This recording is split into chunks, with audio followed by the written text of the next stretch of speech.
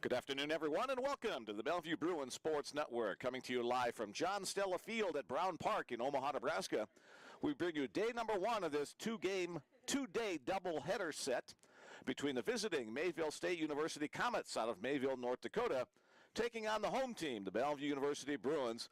North Star Athletic Association men's baseball action the next to last weekend in the regular season. Bellevue currently at 35-6 overall, 19-1 in conference play. Bellevue, the number 5 rated team in the NSAA coaches top 25 poll.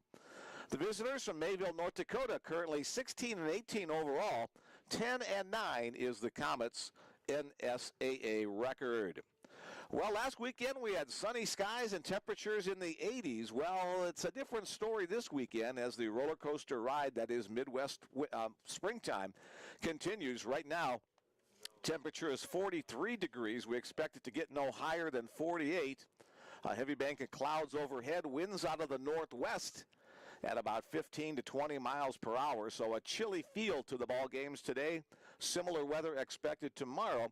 Might put a little bit of a damper on this senior day weekend, but the Bellevue Bruins hoping to sweep another series and head on into the final series of the regular season next weekend against Dakota State. So we expect a nice crowd of senior parents on hand this weekend, and we're glad they made the trip to John Stella Field at Brown Park.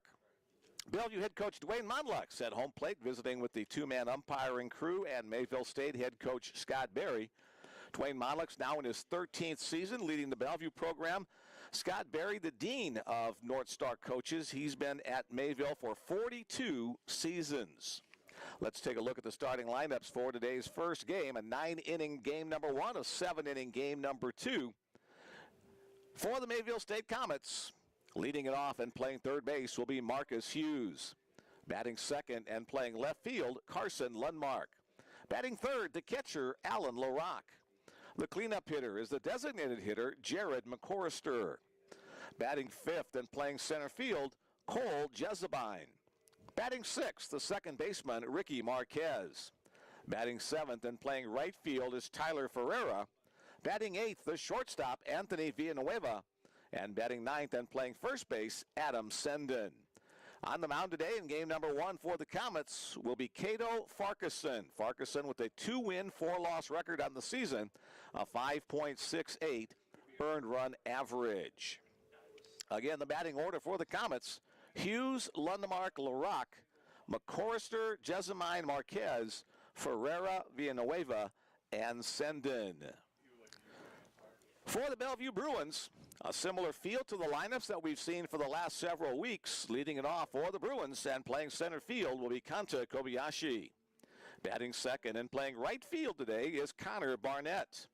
Batting third, the left fielder, Jake Lacey. The Bruins cleanup hitter is the catcher, Logan Grant. Batting fifth and playing third base is Nick Grade. Batting sixth, the first baseman, Mathieu Sirois. Batting seventh, the designated hitter, Trad Richardson. Batting eighth and playing second base is Drew Staley. And batting ninth, the shortstop, C.J. Townsend. On the mound this afternoon in game number one, Alex Salicio. Salicio with a 7-win, 1-loss record on the year, a 4.50 earned run average. Alex picked up career win number 20 a couple of weekends ago for the Bellevue Bruins, so he'll be hoping to add to his totals today as the Bruins continue on their quest to win the regular season of the North Star Athletic Association. Let's take a quick look at the North Star standings. Currently, Bellevue and Dakota State in a tie atop the league. Both schools with identical 19-win and 1-loss record in conference play. That's winning at a 950 clip. In third place is Waldorf, 11-9. These Mayville State Comets in fourth place at 10-9. Dickinson State comes next at 7-12. Then Valley City at 7-13. Viterbo at 6-14. And last place in the 8-team school is Presentation College, still winless on the season. So the Bruins trying not to look ahead to Dakota State next weekend. They need to focus against a very good Mayville State club this week. Again, Mayville comes in just under 500 in the regular season and just over 500 in conference play. Tomorrow afternoon will begin at 12 noon, again with doubleheader action. We will have senior day ceremonies in between the games of tomorrow's doubleheader. But a lot of families in town this weekend.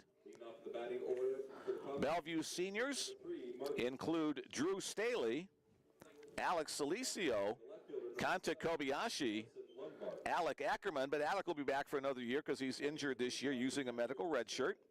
Cade Sakamoto, Nate Smith, Back at the cleanup spot, the designated hitter. and that's it as I look down the Bellevue roster. So a nice crew of guys who have been with the Bellevue program either 1 year, 2 years, 3 years, 4 years, maybe even 5 years, as they've got that extra year of eligibility due to the COVID restrictions back in the 2020 season.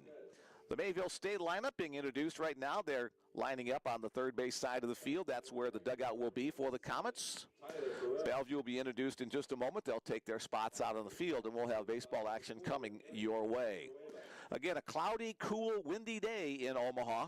Temperature right now 43 degrees. Wind out of the northwest. They're saying now it's 17 miles an hour. That means the wind will be blowing from the left field corner to the right field corner. John Stella Field sits in a natural bowl inside Brown Park. 3 of the directions surrounded by hills, the only open direction to the north, and that's where the wind is coming from. So it'll be howling up to 30-mile-an-hour gusts, but steady in the mid-teens. So a crisp day, but still a day you expect to play baseball if you're at Midwestern School. Congratulations to the Bruins. They had a midweek contest outside of conference play.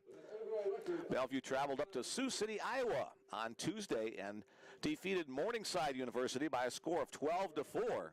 Logan Grant led the way on offense. He had 3 for 4 at the plate, including 3 runs batted in. 5 other players had 2 hits apiece. They included Kanta Kobayashi, Nick Grade, Drew Staley, Trad Richardson, and Eric Anderson. The Bruins with 12 runs on 15 hits. For Morningside, 4 runs on 9 hits. There were about a half a dozen Bellevue pitchers involved in throwing the innings of that 9-inning contest. And it was Kenji Miller who came away with the victory. He's now 2-0 on the season. The designated hitter, number 13, Trad Richardson. Simon Falcon, the public address announcer. You'll hear his voice in the background as he continues announcing the starting lineup for the Bruins. Bellevue in their purple jersey tops with white and gold trim and white pants. The visiting Mayville State Comets in the gray road uniforms with royal blue, their trim color. These two schools have been in the North Star Athletic Association throughout its existence. Bellevue leads the all-time series, including some play before both became members of the NSAA. Bellevue leads the all-time series, 26 wins against 13 losses. Time now for our national anthem.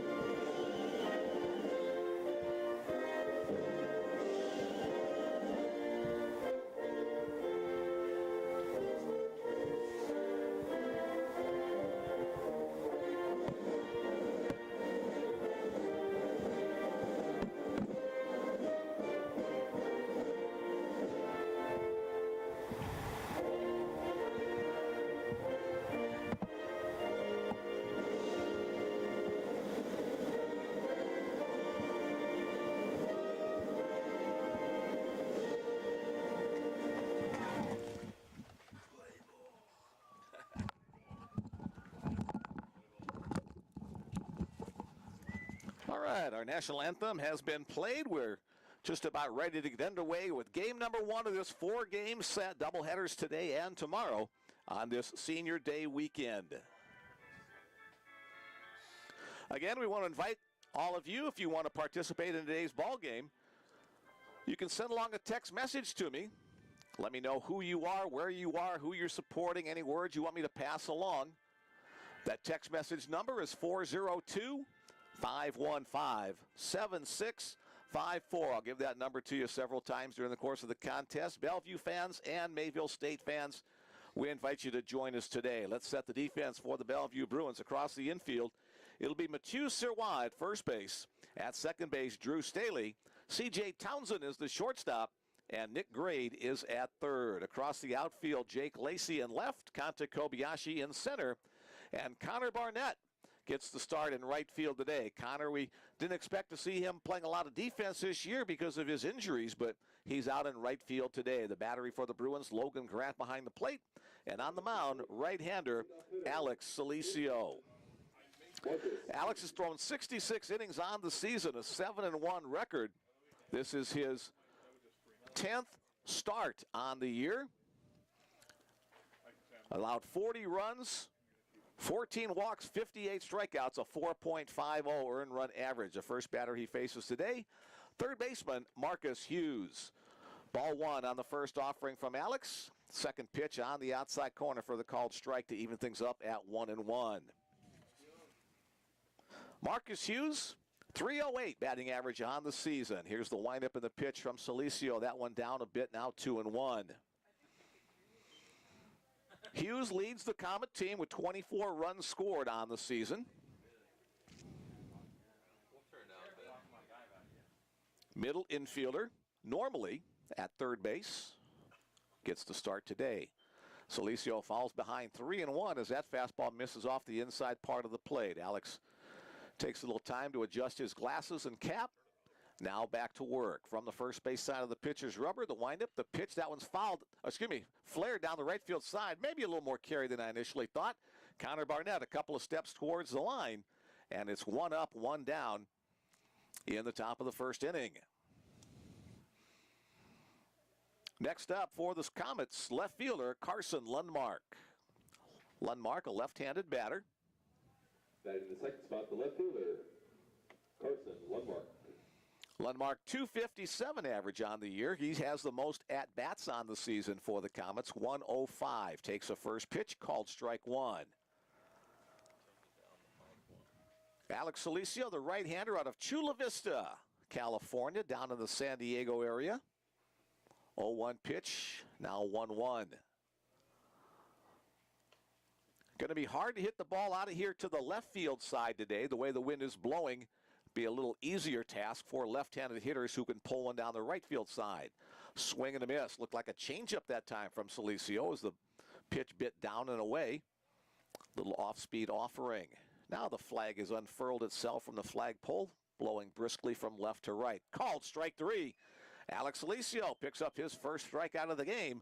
2 up, 2 down in the top of the first inning. Alex comes into today with 176 career strikeouts. Now 177 with that one, nearing the top 10 all time in that Bellevue pitcher strikeout list. Next up for Mayville State, the catcher, Alan LaRocque. Shows bunt, pulls it back.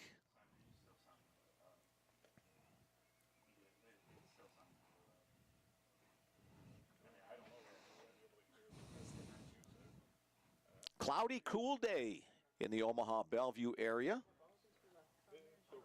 That pitch on the inside half for the called strike, now 1-1. Expect similar weather tomorrow.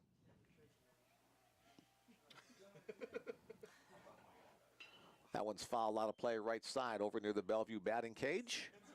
Soundtrack is setting up for the committee and the Samurai show. That's because no one's here. Bellevue tied for first in the North Star Athletic Association with Dakota State. Mayville State currently in fourth place.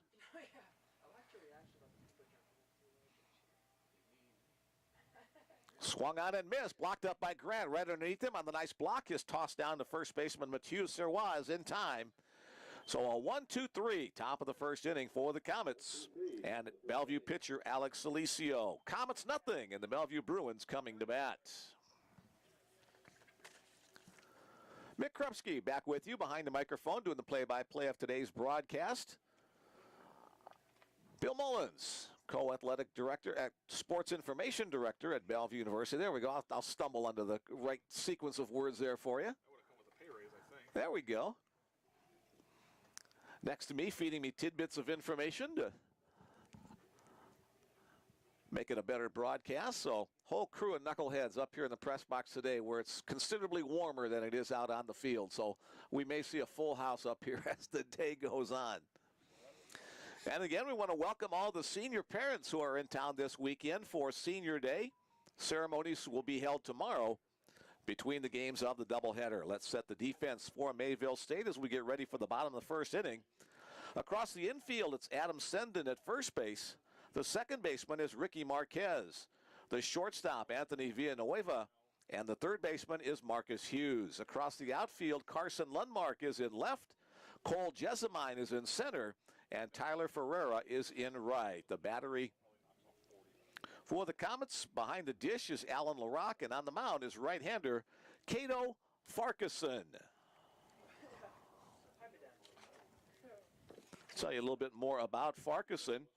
This is his 9th appearance on the season, all of them in a starting capacity. He's thrown 25 in the third innings, has allowed 27 hits, 22 runs, has walked 23, and has struck out 28, a 5.68 earned run average on the season for Cato Farquharson.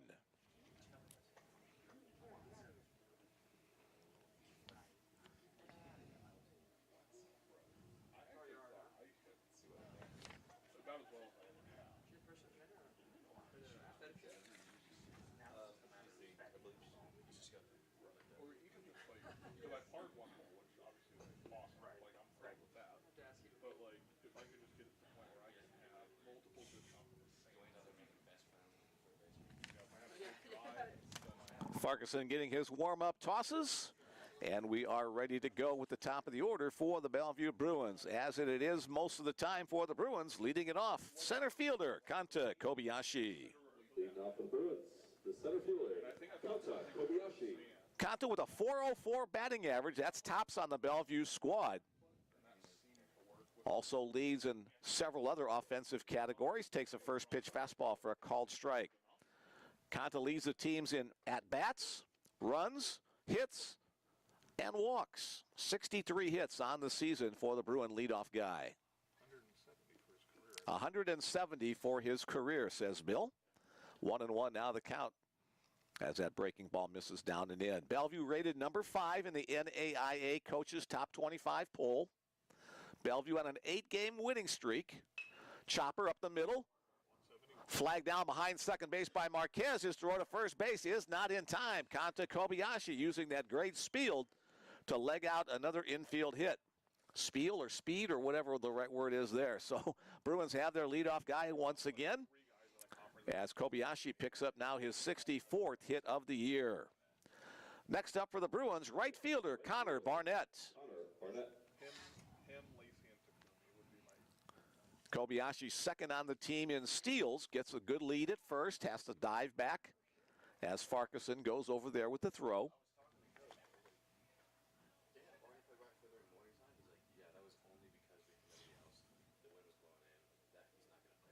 Barnett hitting .364. Another throw. Kobayashi back in plenty of time.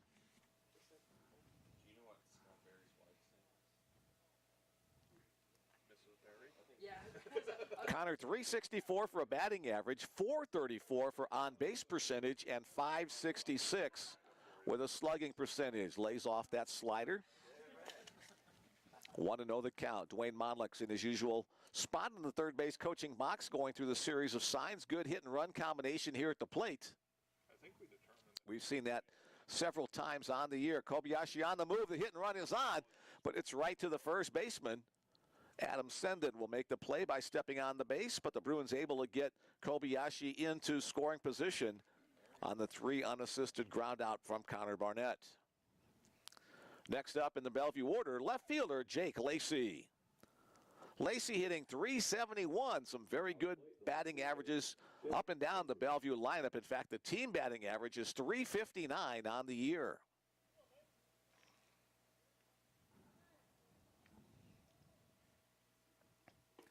Swing and a miss on a curveball.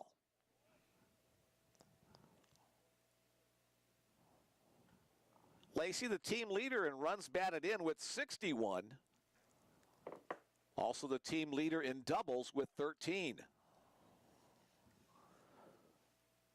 Bruins trying to capitalize in the first inning. Chop to short. Kobayashi will have to wait. Marquez the shortstop across the diamond. 6-3 on the play. Excuse me, Anthony Villanueva is the shortstop. He makes the play that time. Marquez, the second baseman. So, pardon me for mixing up the middle infielders there. We'll get it right from here on out as Logan Grant steps to the plate. Grant, the cleanup hitter for the Bruins. Farquharson comes set at the belt and delivers home. Off-speed pitch. Grant hammers that one down the right field line. It is off the wall in the right field corner. Logan rounds first. He'll head his way to second base as Kanta Kobayashi steps on home plate. The Bellevue Bruins take a 1-0 lead on the RBI double by Logan Grant. Grant got the head of the bat quickly around there and drove it to the bottom part of the fence down near the right field corner. So a good piece of hitting by the Bruin catcher. Takumi Maeno will come on as the Bellevue courtesy runner for Logan Grant. Takumi Maeno. Now batting, Nick Grade. Next up for the Bruins, third baseman Nick Grade. Grade 371 on the year, ahead in the count 1-0. Good for 7th on the team. Nick, with 13 home runs, leads the Bellevue Bruins in that category. Yeah. Off the outside edge once again, 2-0. Conta was ridiculous, and then after that it was a pretty, I think you were never like, Logan Grant now with 52 runs batted in on the season for the Bruins. That's second place on the team. 385, 384, 371, 371, 369, 360. Off the pitcher's mound, but right to the second baseman, Marquez. He fields it and throws across to retire Nick Grade. So the pitcher's mound may have denied Nick a base hit there as it deflected over towards the second baseman, Ricky Marquez, who makes the play to retire the side. The Bruins do pick up 1 run on 2 hits. There were no errors and 1 man left on base. After 1, the Bellevue Bruins 1, the Mayville State Comets nothing. All right, let's check our text messages early on. Again, if you're new to the broadcast, we invite you to send along a text message to let us know where you're listening and who you're rooting for. That number, once again, is 402-515-7654. And as usual, we start off the day from the Sakamotos. Live Hubba Hubbas today. Tasty treats from the broadcast booth are in the stands. How do you deliver them? Come on up the stairs. We'd love to have them and love to meet you in person. So that's Cade Sakamoto's family's here today. Let's go, Bruins. Teron Williams family eating barbecue and watching baseball. That sounds like a good way to spend a Friday afternoon. Glad you're along with us once again. Again, that number for Bellevue fans and Mayville State fans, 402-515-7654. Glad you're with us today. The Bruins with a 1-spot lead as we head to the top of the second inning. Here's designated hitter Jared McCorrister. Alex Alicio back to the mound for the Bruins. His second inning of work starts off with a fastball on the knees to Jared McCorrister. McCorrister hitting .290 on the year. Comets batting average as a team is .262. So the Bellevue squad 97 points higher than Mayville State. Bellevue averaging about 9.5 runs per game. Upstairs. 2 balls, 1 strike to count on McCorrister.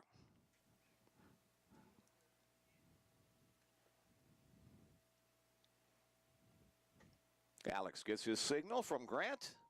Lined hard, but right at the shortstop. C.J. Townsend makes the play. And there's quickly 1 away. Got a good barrel of the bat contact there, but right at the Bellevue shortstop. C.J. Townsend filling in for Brendan Luther, who started the season, injured his hand CJ's done a nice job out there. Got a chance to talk with CJ's parents before today's game as well. Glad they're here in person. Breaking ball from Silicio is a called strike one on the first pitch to center fielder Cole Jessamine. Swing and a miss. Nice slider that time from Selly. Jessamine 306 on the season. Off the chest protector of Logan Grant there.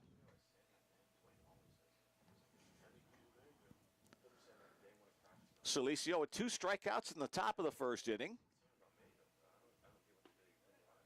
And he'll get another one right here. Jessamine looks at that pitch on the knees on the inner half. Has a word for the home plate umpire as he heads back to the dugout. Pretty good pitcher's pitch. 3rd strikeout of the game for Alex Silicio. Next up, second baseman, Ricky Marquez.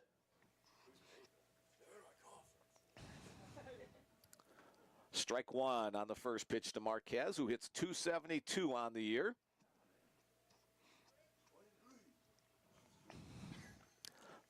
Fouled at the plate, 0-2. So Silicio's working ahead of most of the batters in the early going.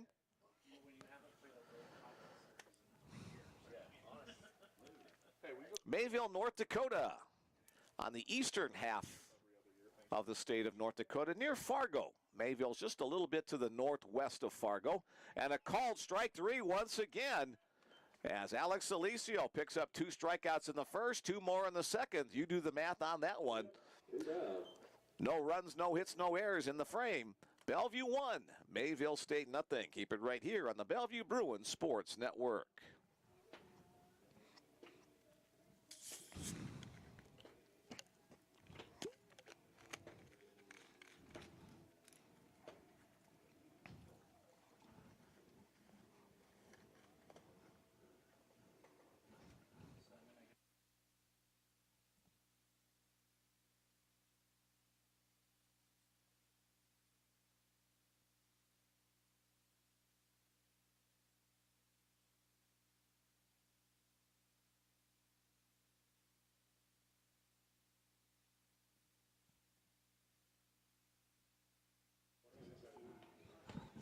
Getting ready for the bottom of the second inning. Back to the pitcher's mound goes Cato Farquharson.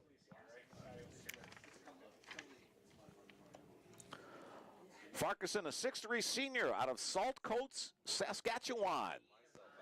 So we've got Canadian members of both squads in action today. Younger brother Gregor Farquharson, also a right-handed pitcher, but a year younger. Members of the Mayville State pitching corps.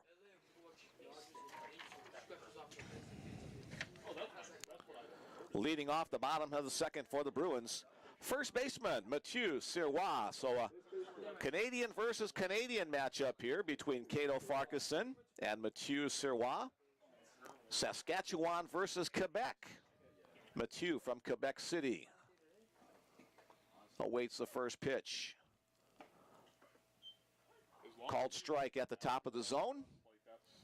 Home plate umpire telling the Bellevue bench to make sure that they stay inside the dugout. You can have one batter out of the dugout. That's the guy on deck. Up and away, 1-1 to count.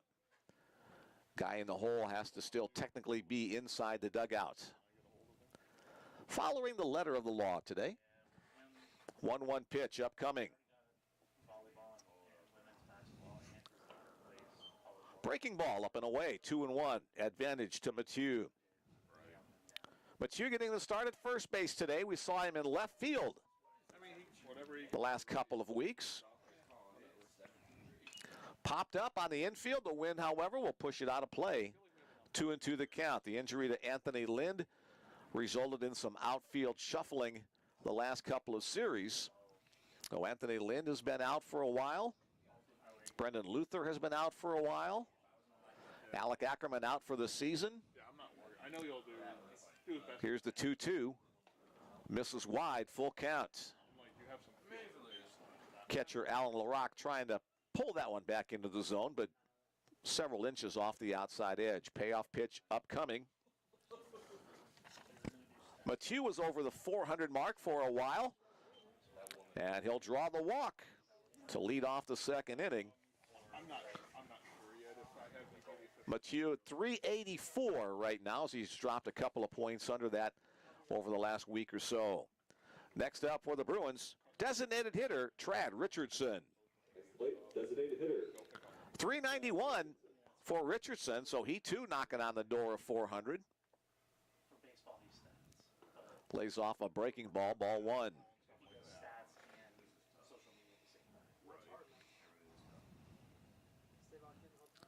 Logan Grant almost at 400. Trad Richardson almost at 400. Mathieu Sirois almost at 400. Kanta Kobayashi over 400. Fouled back. Richardson had a good swing on that, just got under a little bit. 1 ball, 1 strike to count.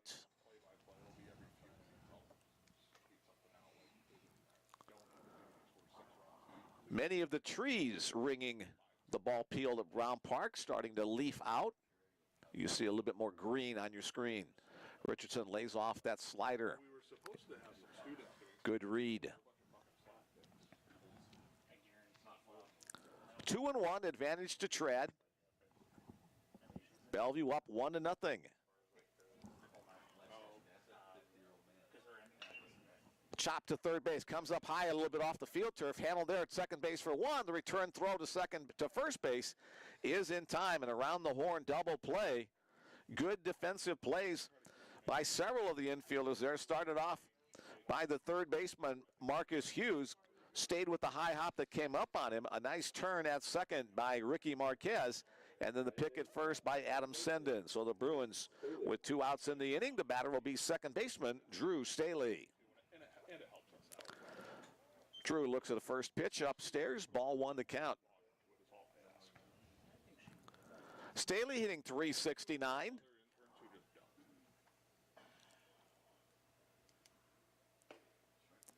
Again, just upstairs, 2-0, advantage to Drew.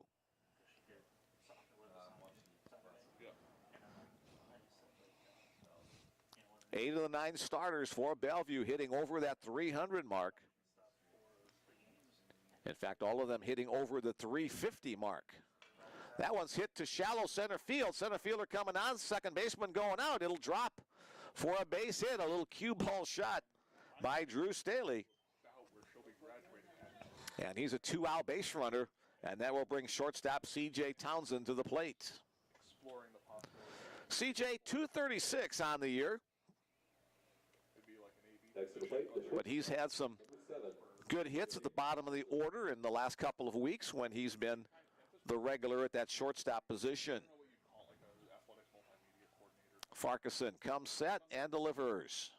A little upstairs, ball 1. A lot of schools are going now. Pitchers are getting the call on the inside and outside part of the plate, not getting the call up in the zone.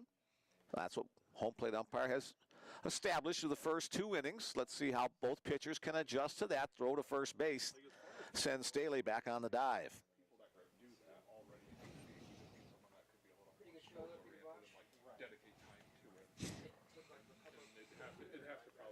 A good lead at first by Staley as Townsend awaits the pitch off the outside edge. And I don't think the current people that are in AB would have any desire to absorb that kind of schedule. Having that. Townsend has played in 38 of the 42 games for the Bruins. It's fouled straight back to the net. Top of the order awaits for the Bruins should Townsend keep the inning alive. 1-1 the count. Let's see if Dwayne Mollix puts something on here for the Bruins.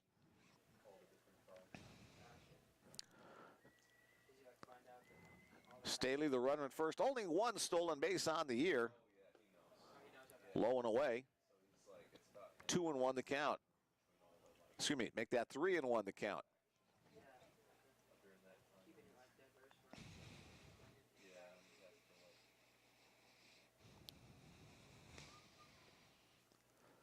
Farquharson with the check of the runner. And now the pitch. Hit in the air to center field. Center fielder going back a couple of steps. Now gathering himself. And out there to make the play is Cole Jessamine to retire the side. So Townsend got a pretty good contact on that, but center fielder makes the play to retire the side. For the Bruins in the bottom of the second inning, no runs on one hit. There were no errors. One man left on base. 2 innings in the book. The home team Bruins won. The visiting Comets of Mayville State, nothing. All right, we've got some more texts in the queue. Spot Dog says roll Mets. I'm assuming Mets for the Comets. I'm not as dumb as I look. Go Bruins, go Alex, with love from your sister and your mom watching from Chula Vista, and dad and brother watching from the stands, trying to make our best to make it tomorrow. All right, so we've got part of the Salicio family here today and part of them back in California, with, I'm sure, a few degrees warmer. Thanks again for tuning in this afternoon. Good afternoon, sir. Thanks for the great broadcasting. Thanks for the compliment. Yo, Bruins, get ahead strong in that series. See you next weekend in Omaha. That'll be 3 generations with number 27. That's Mathieu Sirois' family listening up in Quebec City. We're glad you guys are here, and hopefully we'll have some better weather for you. All weekend long, we're supposed to be in the 40s here in Omaha with winds out of the north, so a cool and crisp weekend for baseball. Let's start it off in the top of the 3rd inning with right fielder Tyler Ferreira.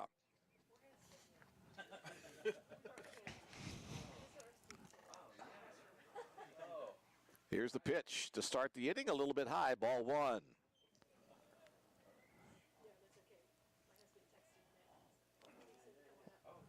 Ferreira hitting .209 on the year.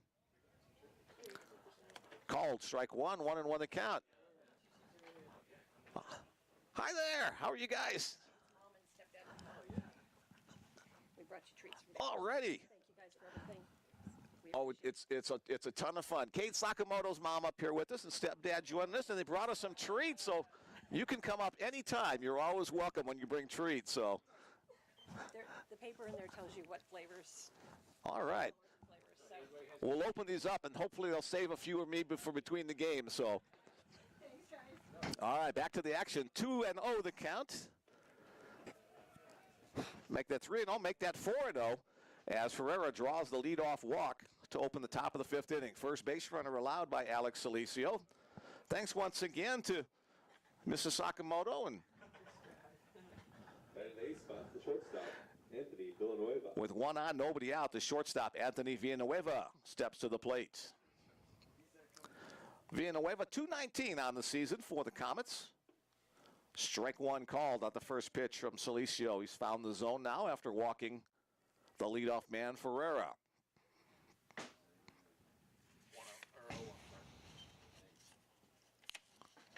Throw to first. Just back in time. A bang-bang play at first. Ferreira just got that hand in ahead of the slap tag by first baseman Mathieu Sirois.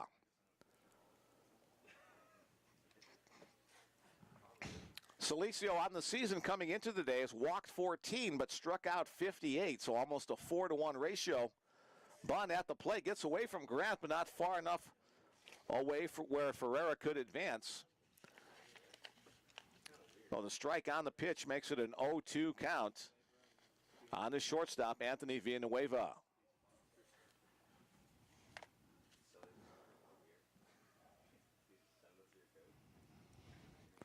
Salicio working from the stretch, comes set near the shoulders. Chop foul. Apparently it was a ball the previous pitch. Okay, I thought it was an 0-2 count, so I'm mistaken, so it must be. Okay, there we go. 1-2 is now the count. So Villanueva is still alive. My mind is focusing on these old-fashioned shoes here. Made in Bakersfield, California, where the Sakamotos hail from.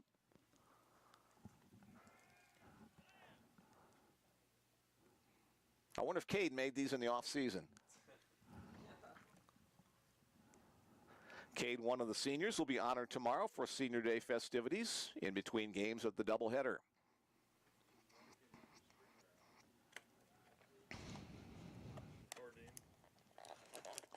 Again showing bunt, and this time he will be struck out as bunting with 2 strikes, so technically a strikeout, the 5th strikeout of the game. for Alex Salicio. That'll bring to the plate the 9-hole hitter, first baseman Adam Senden. And in the 9th spot, first baseman, Adam Senden. 180 the batting average for Senden. As the sunshine breaks through the overcast, either a slider or a cut fastball from Salicio there for a called strike one.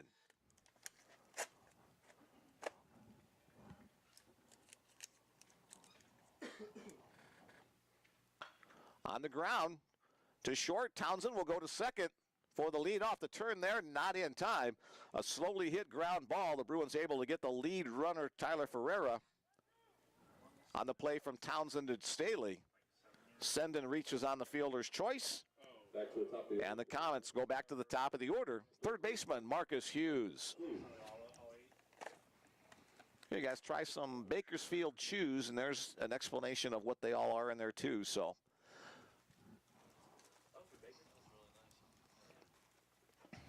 swing and a miss. Isn't Bakersfield having some flooding issues with all the snow melt?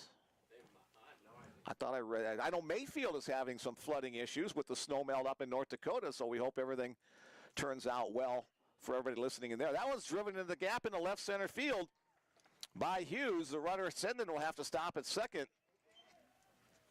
Jake Lacey getting the ball quickly to cut it off before it could get into the gap. So the first hit of the game for the Mayville State Comets comes off the bat of Marcus Hughes. That puts runners at first and second with two away. And next up for the Comets, left fielder Carson Lundmark. Next to the plate, the left fielder, Carson Lundmark. So an opportunity with a runner in scoring position, but two outs. Let's see if Salicio can work out of it for the Bruins. On the outside corner for a call, strike one. Bellevue's record at John Stella Field at Brown Park this year, 23 wins against only 2 losses. Outstanding home field advantage for the Bruins. A little bit low that time, 1-1.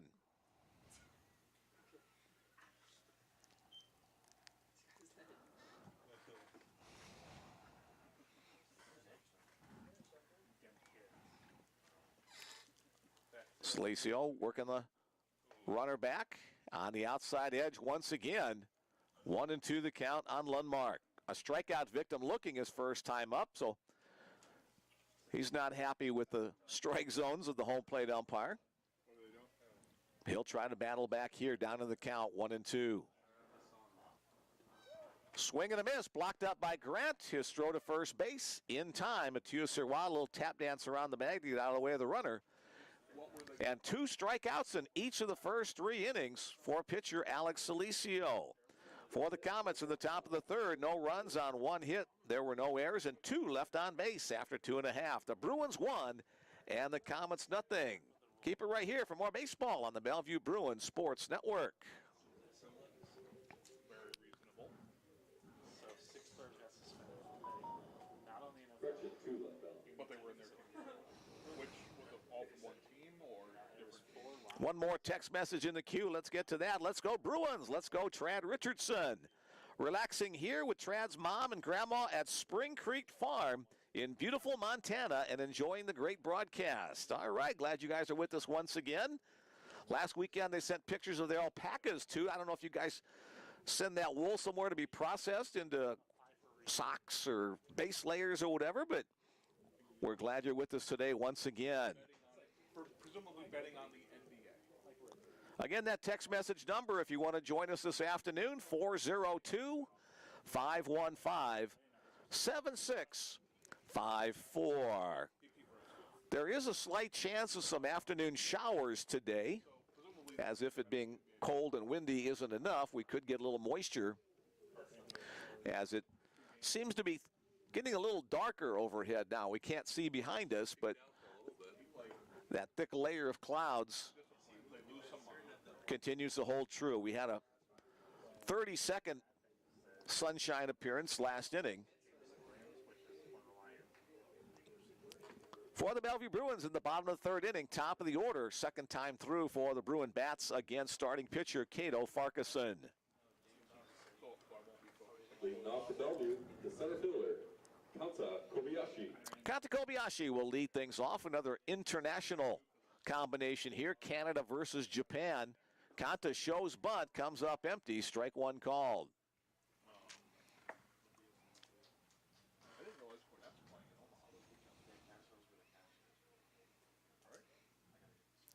Kanta with 64 hits on the year, including 12 doubles, 2 triples, and 3 home runs. Behind in the count now, 0-2. If I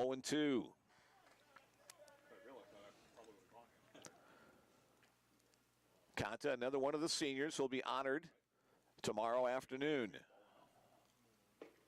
Lays off the pitch down low, 1-2. Pretty well when he came out here. What's the verdict on the Bakersfield candy? We got thumbs up here. Yeah, everybody's got thumbs up on the candy. Thank you again to Mrs. Sakamoto. Hubba hubba. Inside, 2-2.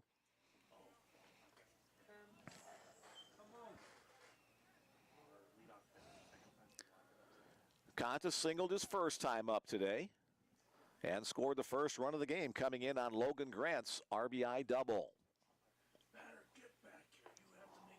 Called strike 3 on the inside corner. You just can't lean into it. And again, that's what we've seen all game long. We've got kind of a wide strike zone, not very high, but a wide strike zone. It's been consistent, so you're going to know that as a batter and go up there protecting the plate. Here is Connor Barnett.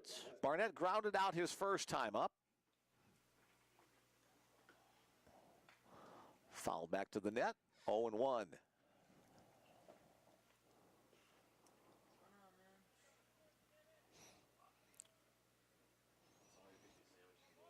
Shoulder injury, hamstring injury have slowed Connor, but they haven't stopped him completely. Lays off that breaking ball, 1-1 to count.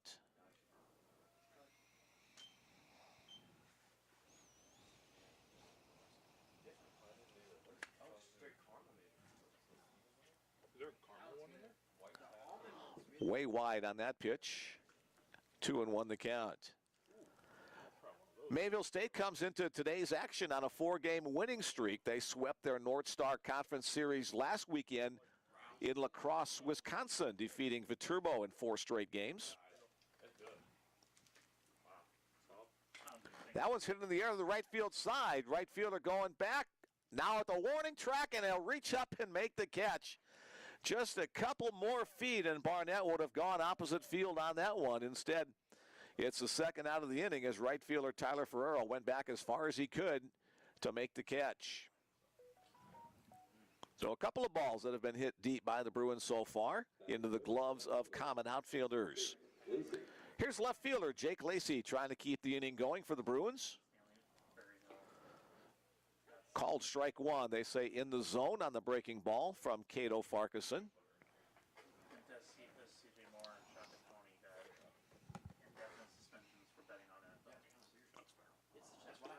Fastball on the outside edge, 0-2. A little steep, but I think the standard though that they 4 seems like a better number. That's a better standard. Farquharson tries to continue to extend wide. That one misses by quite a bit. Now 1-2 the count on the Bellevue left fielder. We saw Jake play a lot of action in right field the last couple of weekends. Now back in his more customary left. Lays off that breaking ball, 2-2 the count. Did you see it? So, I mean, that was reported after. And Major League Baseball literally watched him wash his hands with alcohol. Swing and a miss. Good pop on that fastball. Lacey couldn't catch up to that one. 2 strikeouts in the inning for Farquharson, 1 swinging, 1 looking. A 3-up, 3 down, bottom of the third inning for Bellevue. 3 innings in the book, 1/3 of the way through in this 9-inning contest. The Bruins won, and the Comets nothing. More baseball coming your way right here on the Bellevue Bruins Sports Network.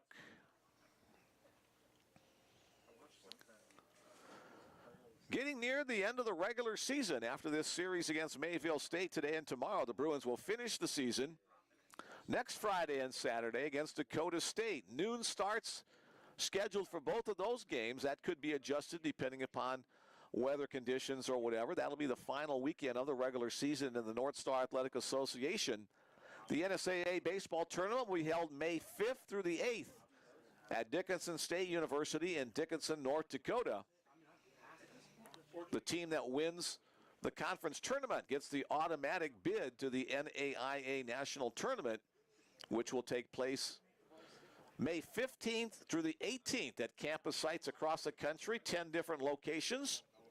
And then the NAIA Avista World Series begins May 26th in Lewiston, Idaho. The Bruins have been to that tournament each of the past 2 years, hoping to make it a trifecta.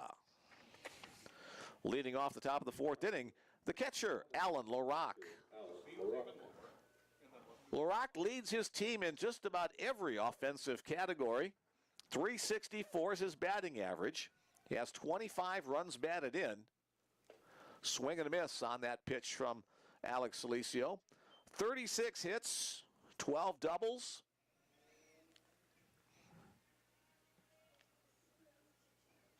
Foul out of play. 0-2 the count. In addition to leading the team in batting average, also leads it in on-base percentage and in slugging percentage. So a pretty good season for senior Alan LaRock.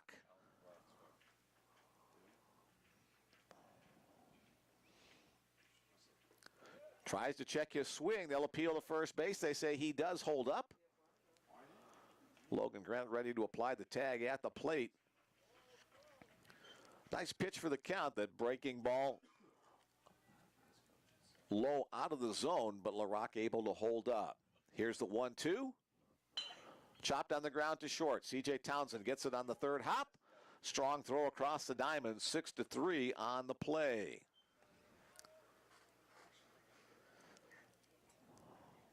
Alex Salicio with 2 strikeouts in each of the first 2 innings, a total of 6. To keep that streak going, he'll have to strike out the next 2. Right now, the batter, the DH, Jared McCorrister. McCorrister lined out hard to C.J. Townsend, his first time up. Fastball, called strike, outside corner.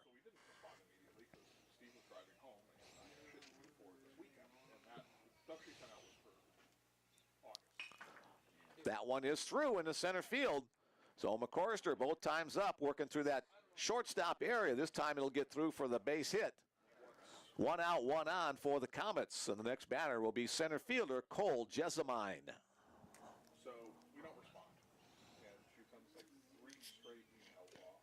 Jessamine struck out his first time up. Cole Jessamine.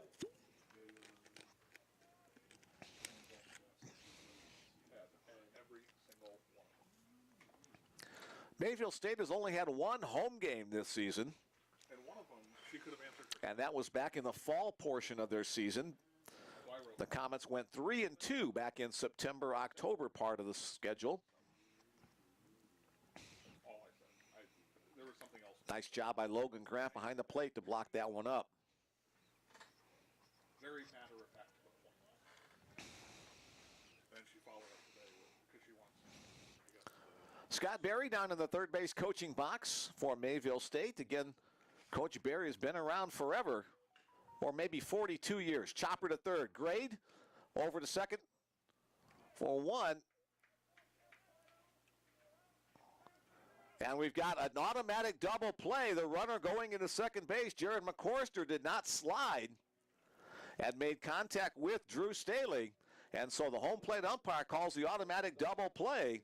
So that's 5-4 to retire McCorrister at second base. Cole Jessamine, technically that would be, how would that be scored?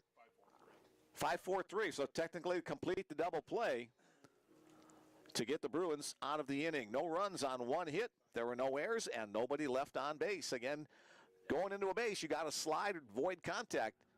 Jessamine did not do that, and so he's called out, or McCorrister did not do that, so Jessamine going to first is called out automatically. 1-0 remains our score. 1 run on 3 hits for the Bruins. No runs on 2 hits for the Comets as we head to the bottom half of the 4th inning.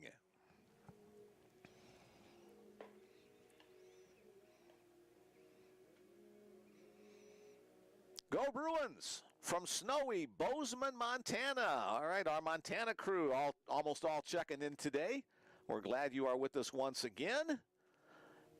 Comets, Carson Lundmark's grandmother is listening in Spokane, Washington. Glad you're along for the ride today and this weekend. Brendan Luther's grandfather is here at the ballpark. Go Bruins, go! We hope Brendan is able to recover from that injury and get back on the diamond as soon as possible.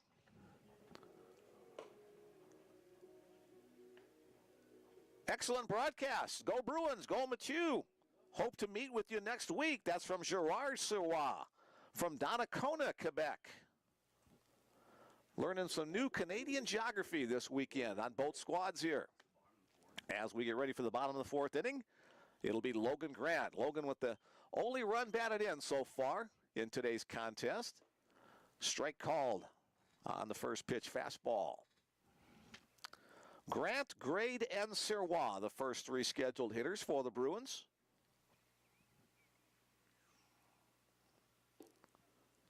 On the knees, 0-2. Cato Farquharson on for his 4th inning of work, ahead in the count.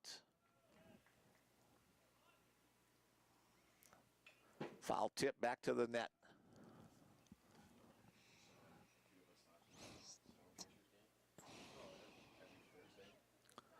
Six strikeouts so far for Bellevue starting pitcher Alex Salicio. 2 strikeouts for Mayville State's Cato Farquharson. Bruins batting in the bottom of the 4th. Popped up on the infield. Who's going to take it? Shortstop, second base. It'll be the shortstop, who's the field general of the infield, Anthony Villanueva, will make the catch for the first out of the inning. My house is like 3 miles from the stadium. Next up for the Bruins, third baseman Nick Grade. Yeah, it's legit. Grade, a ground out his first time up today. Yeah, it's like a 7,000 seat stadium, and they never get more than 1,500. Breaking ball, called strike 1. So both pitchers doing a pretty good job today of getting ahead of the batters early in the count. Nick, in his first year as a Bellevue Bruin, technically a sophomore in eligibility. Fastball upstairs, 1-1. It's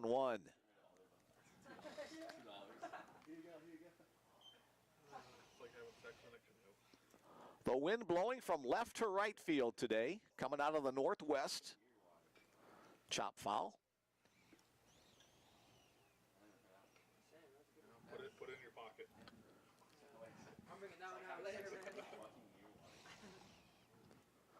Noticing a little bit more green in the trees on the left, center, and right field side of the ballpark, looking out from our camera angle. Breaking ball way wide. That stretches out the arm of catcher Alan LaRocque. Advantage to Grade in the count.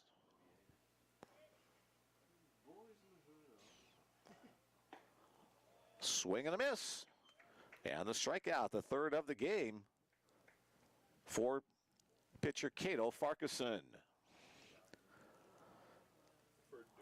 Next up for the Bruins, first baseman Mathieu Sirois. Next to plate, the first baseman, Mathieu Sirois. 6 in a row retired by Farquharson. He's gotten stronger as the game has gone on. Breaking ball drops into the zone. Strike 1 call.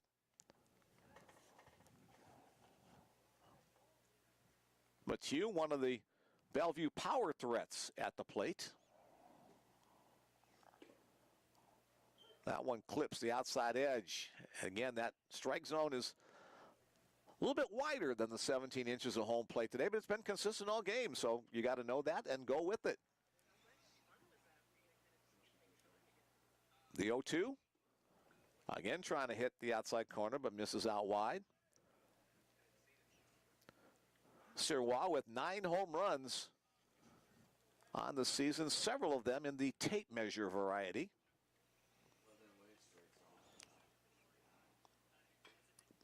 Fouled off his bat in the batter's box. Or he pulled a quad or something? Gotcha. Probably wouldn't be the worst idea to give him the weekend off for next week, but what do I know? I mean, you got Lynn back. Farquharson comes set at the belt and delivers. Swing and a miss on the breaking ball. So it's now Farquharson who's racking out the strikeouts, 2 per inning. He has 4 on the game. Another 3-up, 3-down inning for the Bruins. 4 innings in the book. Our score, Bellevue 1, Mayville State nothing. Alrighty. No hits.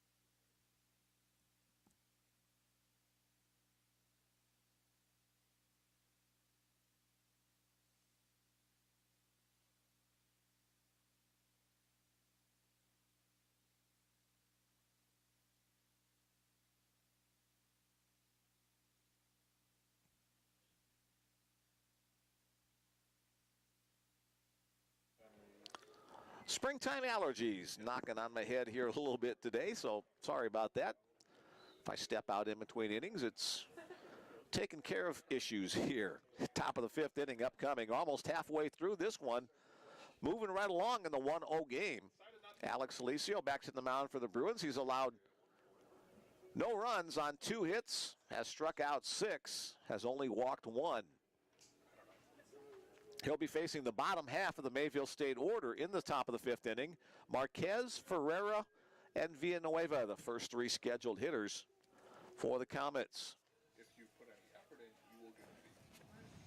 The Comets were 3-2 in the fall portion of their schedule, 16-18 overall in this 2022-23 baseball season.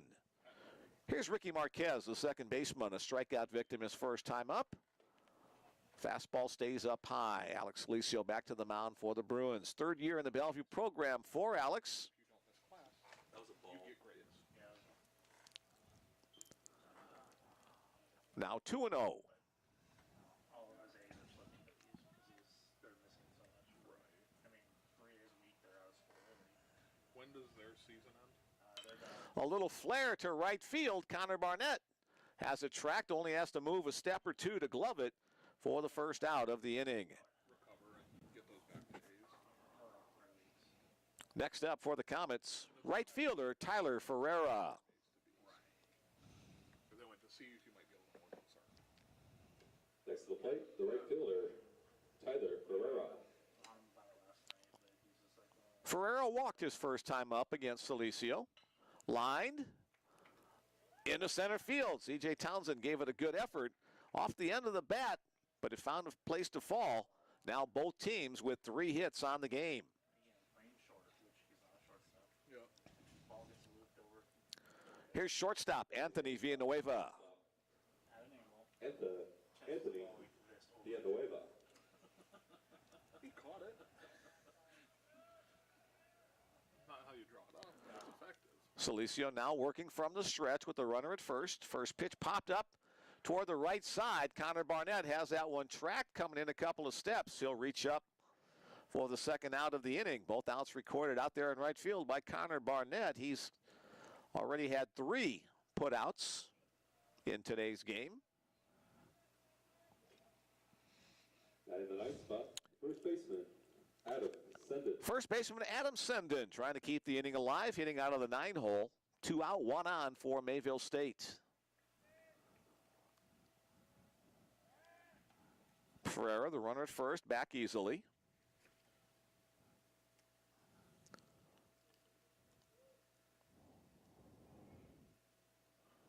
Ferreira only 1 steal on the season. Back to the net, strike 1 count on Sendin.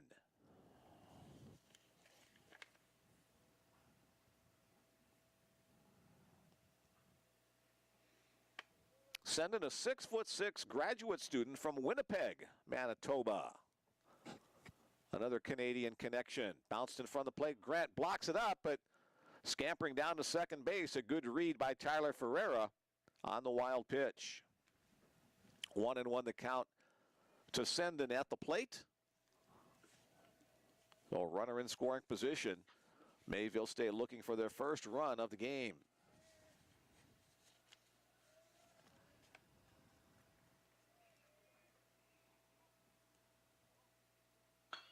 Hit in the air to center field. Kanta Kobayashi broke back. Now has to come on strong. Won't be able to get there as it drops in for the base hit.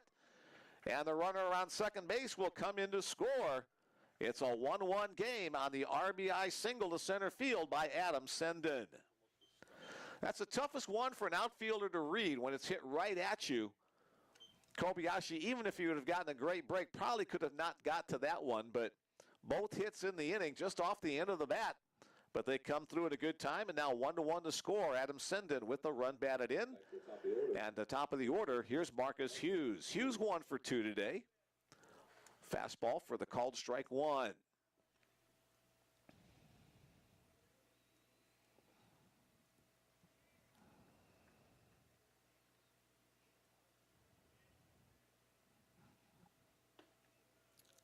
Cut fastball, called strike 2.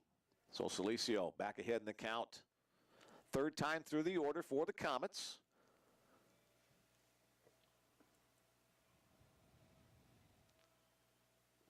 Swing and a miss, blocked up by Grant. He'll apply the tag at home plate on the backside of Hughes for the strikeout. 7th strikeout of the game for Alex Salicio. 1 run on 2 hits. But the Comets pick up 1 run on 2 hits. There were no errors and 1 man left on base through 4.5 innings of play. It's the Bellevue Bruins 1 and the Mayville State Comets 1. All right, let's do our coach's salute as we head to the bottom of the 5th inning for the Bellevue Bruins. Head coach Dwayne Monlex has led the program for the last 13 seasons. Associate head coach Mitch Schmidt has been here for 17. Pitching coach Sean Malley for 16 years. Assistant coach Richie Moore in his 13th season. And volunteer assistant coach Austin Alexander for 3 years. So a good group of guys, most of whom have been together for a long time. And again, a salute to Coach Malik and staff. They collected their 500th victory as a crew back on the trip to Florida back earlier in March. For the Mayville State Comets, Scott Berry, 42 years at the helm of the Mayville State program. What were you doing 42 years ago? You weren't even born, so nobody up here was even. Okay, Tom, 42. Okay, everybody else here is these young pups that we're surrounded with up here.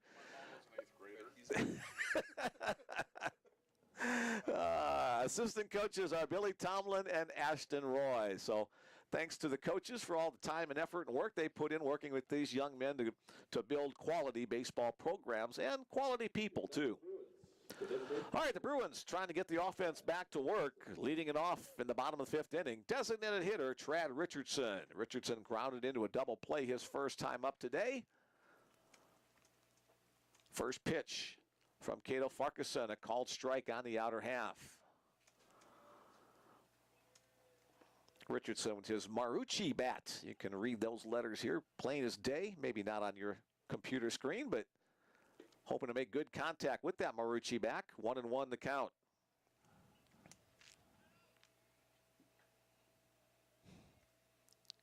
Hillerich and Bradsby. That was the most prominent baseball bat back in the day with the wooden bat era. 2-1 the count on Richardson. Someone just rang my doorbell if you're wondering what that sound was.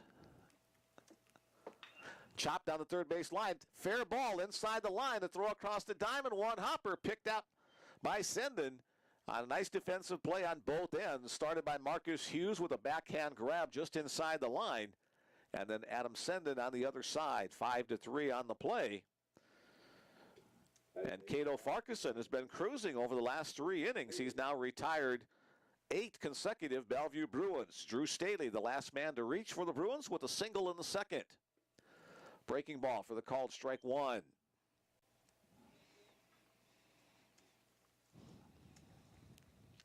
Bases have been empty since Drew was there in the second inning. We're now in the bottom of the 5th. Another breaking ball, that one a little bit up. LaRock wanted the call, didn't get it. Well, as we said, that's been the zone all game long. You're not going to get a call up. You might get a call inside and outside. Here's the 1-1. Upstairs, 2-1 the count on Staley.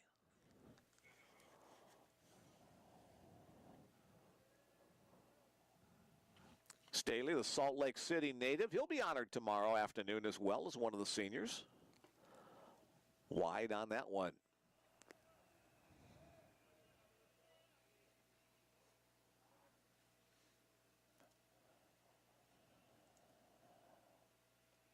A long look in this time from Cato Farquharson to LaRock, his catcher.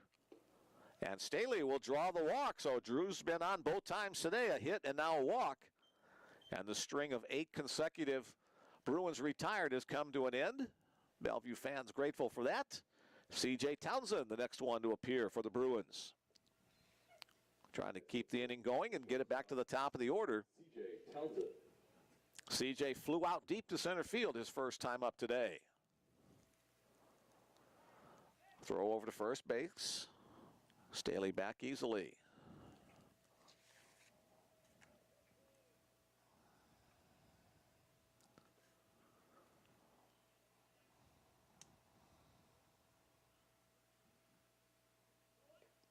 Bunt shown, pulled back, ball called.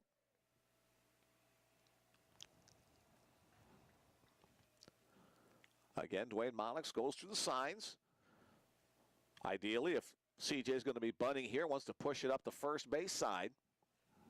As the third baseman Marcus Hughes playing in a couple of steps from the line. Throw over first.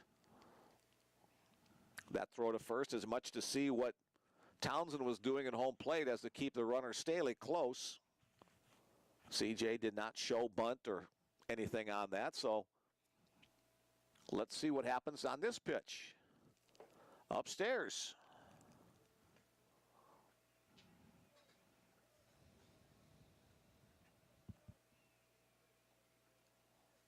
Again, the signs. And now Townsend back in.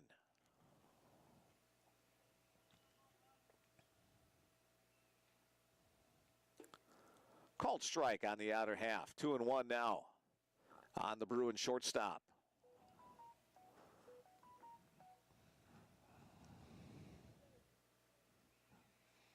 Bruin middle infielders now on offense.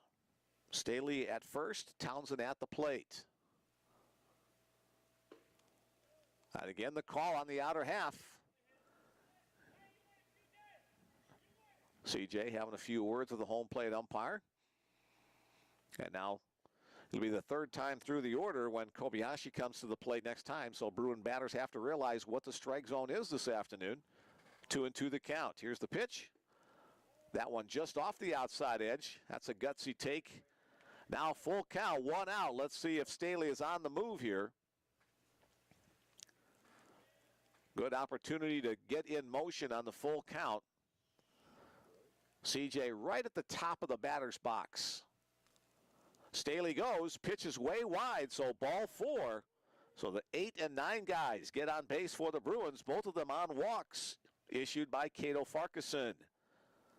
So still 1 out, 2 on. Kanta Kobayashi to the plate. Back to the top of the order, the Bruins, the center fielder. Even though he bats at the top of the order, Kanta, a good RBI guy, 31 runs batted in on the year. But first, a visit from the coaching staff of Mayville State to talk strategy with 1 on and 2 out. It's either Billy Tomlin or Ashton Roy, one of the assistant coaches for Mayville State, to talk with both Cato Farquharson and catcher Alan LaRock.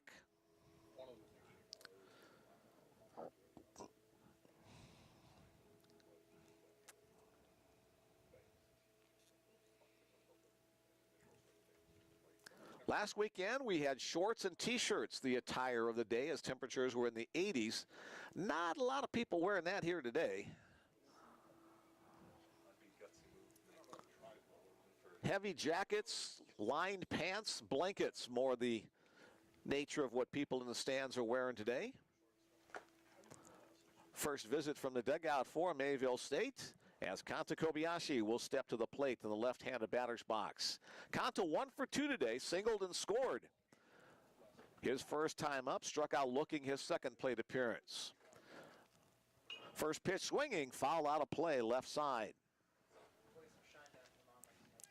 So after walking the last 2 batters, Farquharson gets ahead 0-1.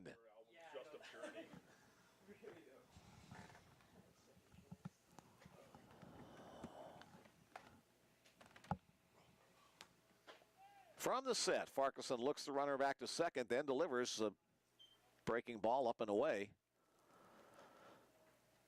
A little miscommunication that time between Farquharson and his shortstop, Villanueva. Villanueva was moving to cover the base, and Farquharson delivered, leaving a big hole at short, but the pitch not in the zone for Conta to do anything with.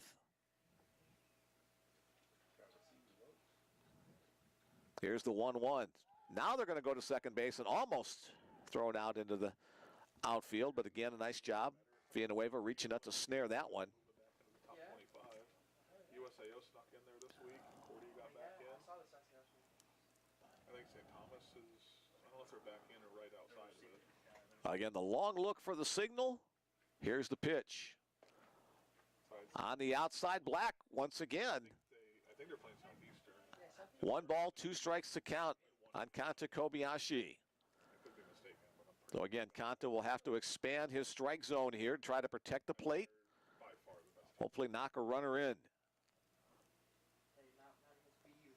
Right. Ground ball to shortstop. Bobbled there, and no play at all. Conta Kobayashi will reach on the air by the shortstop, Anthony Villanueva.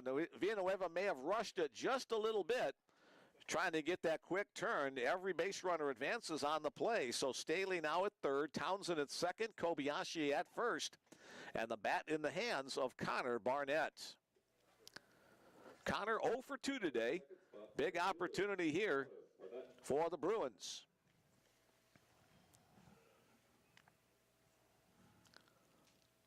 Barnett with 27 runs batted in on the year. Chopped to short. This time Villanueva flips to Marquez. The quick turn to throw to first is picked out by Senden. And the base umpire says off the base. He appealed to the home plate umpire who said he couldn't get a vision, he couldn't see the play. And that'll bring Scott Berry out of the dugout. Senden looked like his foot came off the bag trying to pick the ball off the field turf on the low throw. And so the Bruins will score 1 unearned run on the play. Drew Staley will score. Townsend advancing to third. Kobayashi retired 6-4 at second. And Barnett reaching on the fielder's choice. No RBI on the play. No, he gets one. Oh, because it's not an error. You can't assume the error. So Connor does pick up 1 run batted in on the play. Yeah.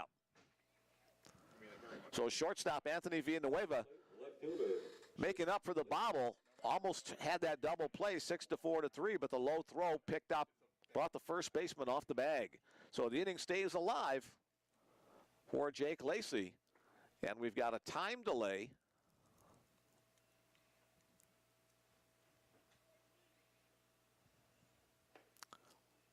Called strike 1, outer half. I think the delay was on the pitcher, Cato Farquharson, so I think it's a 1-1 count officially.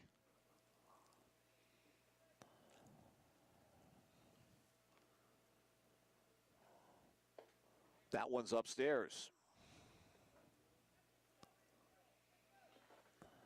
The 22nd rule? They just don't have the disadvantage. He just said it was 1-1. It is 1-1. 1-1. Foul back to the net. Karam back out onto the field, track down. I think they called time.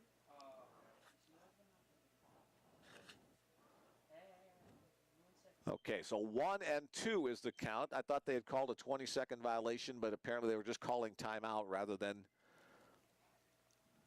the whirling dervish signal for a time delay. Nice play by the catcher down to second base on the delayed steal. So Connor Barnett will pick up a stolen base. And now the Bruins with 2 in scoring position if Jake Lacey can deliver the base hit here. 2-1 lead for the Bruins. We're in the bottom of the 5th inning. Opportunity to open up a little bit more distance here. That one's hit to right field. That's going to pick. Nice clean pick out in the outfield by the right fielder, Tyler Ferreira, to save 2 runs. The defensive play of the game so far, Tyler Ferreira got that glove just at the level of the field turf to make the play to rob Lacey of a hit and 2 runs batted in. The Bellevue Bruins do pick up 1 run in the inning. There were no hits. There was 1 error and 2 left on base. 5 innings in the book. The Bellevue Bruins 2. The Mayville State Comets 1. A couple of unusual things happening in the inning there, and a great defensive play to bring it to a close by Ferreira.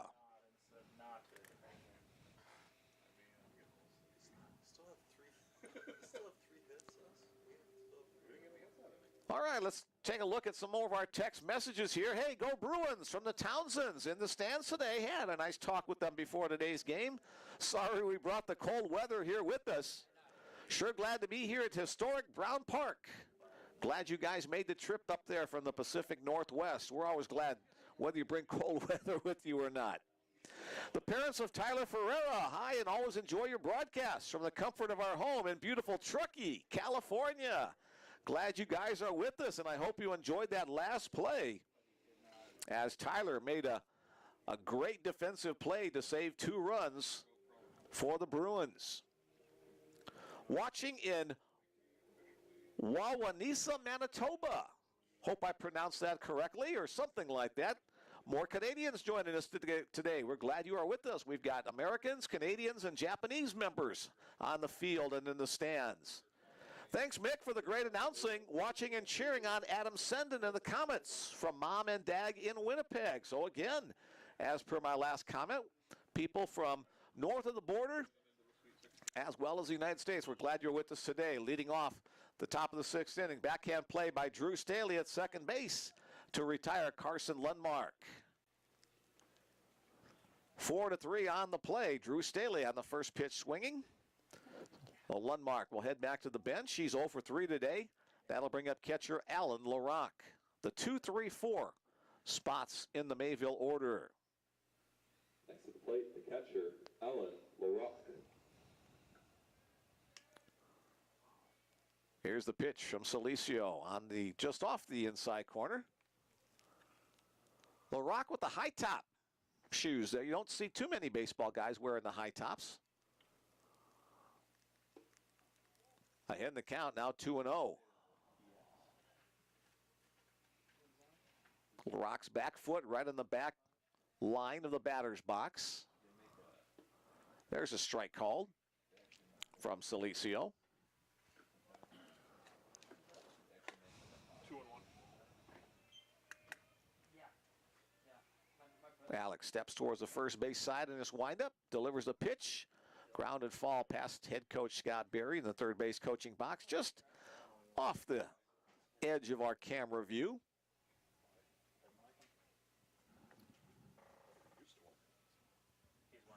Again, thanks to Bellevue pitching coach Sean Malley for setting up all the equipment. Sean, also the facilities manager at Bellevue University. And a called strike 3. That one clipped the inside corner. LaRock not happy with that call, as he's now 0 for 3, second out in the inning. The 8th strikeout of the game for Alex Salicio. Got in the cleanup spot, the designated hitter. Here's a designated hitter, Jared McCorster.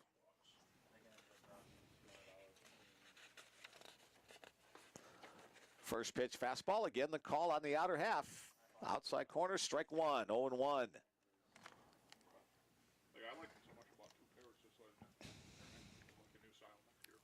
Coming our way, right toward the camera, 1-1 the count. Alex had 9 strikeouts in last Friday's game against Presentation College, in which he earned the victory. His 7th of the season, 21st in his career. Backhanded pick on the pitch low. 2-1 the count on McCorster. McCorster has 1 of the 4 hits for Mayville. That came his last at bat. Low. 3-1 the count on the cleanup hitter. Jared McCorster. Another Canadian out of Boissevain, Manitoba. Chopped on the first base side. That one's foul. And the count will go full. It's going to play wider anyway. How are they lengthwise, the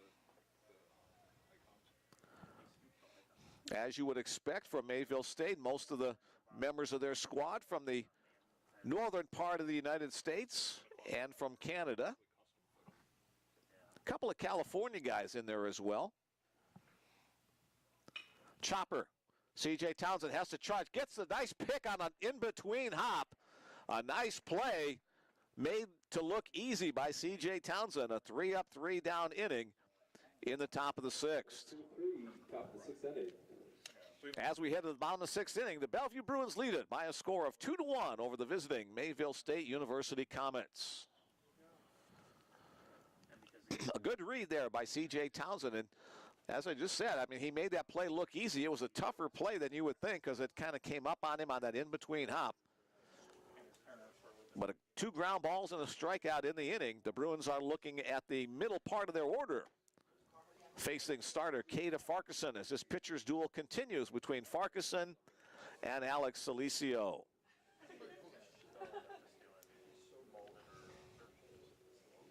I just mean, like, are they going to go turf only, or are they going to go turf only? Let's give out that text message number one more time if you would still like to join us, either game number 1 or game number 2 today.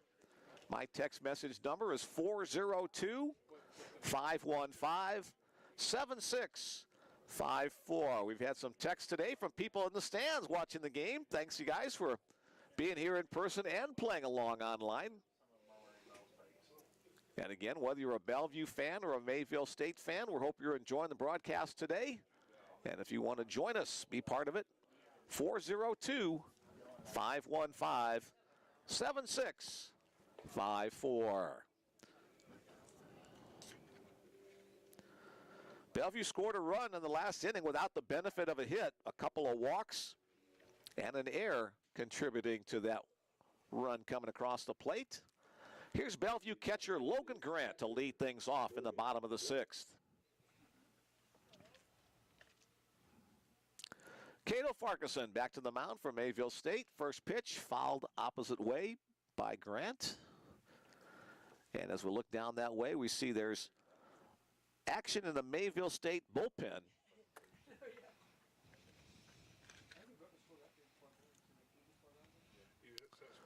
Low and in, 1-1 to count. Farquharson has not thrown a ton of innings on the season. As we said, coming in, only 25 innings in his 9th appearance. Grant with another solid hit into right field. That will drop in front of Ferreira. And Logan Grant on for the second time today. An RBI double in the first inning and now again in the 6th. Out of the Bellevue dugout pops Takumi Mayeno as the courtesy runner. And he'll assume those duties there. Third baseman Nick Grade next up. Let's see if the Bruins try to bunt or steal or hit and run or just play it straight up. Takumi Mayeno, the leading base stealer for the Bruins. 14 bags on the season. Throw over to first base. Takumi back easily. Third baseman Marcus Hughes will play in a couple of steps in front of the line at third. Breaking ball stays upstairs.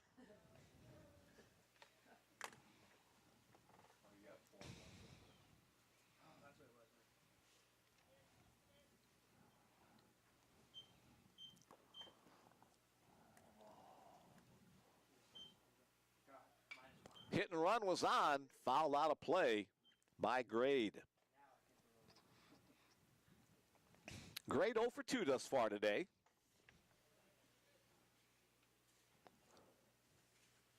.46 runs batted in on the year for Nick. His job here, try to advance the leadoff base runner, Takumi Mayeno. Breaking ball, swung on and missed. You could see Grade was trying to go to the right side with that one, but came up empty on the swing. Now 1-2 the count. Now Grade will just have to make contact on anything in and around the zone. Way wide. 2-2 the count.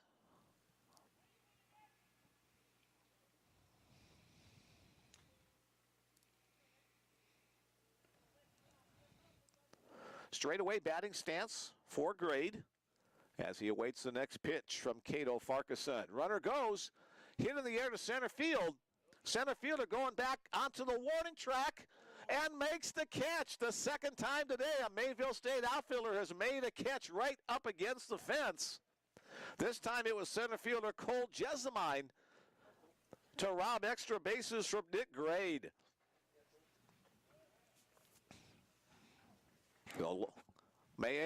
Takumi Mayo has to backtrack to first base. He gets there now with one out, and the batter is the first baseman, Mathieu Sirois.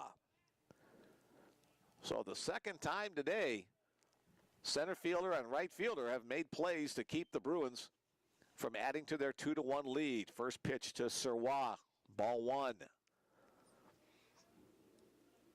Again, Dwayne Monlex runs through signs from the third base coaching box. Sirois back into the batter's box, ready to hit.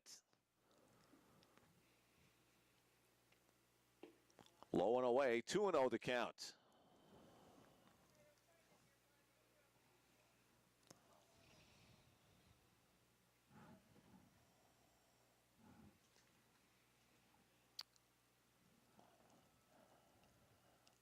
The hold, the throw to first. Maino back easily.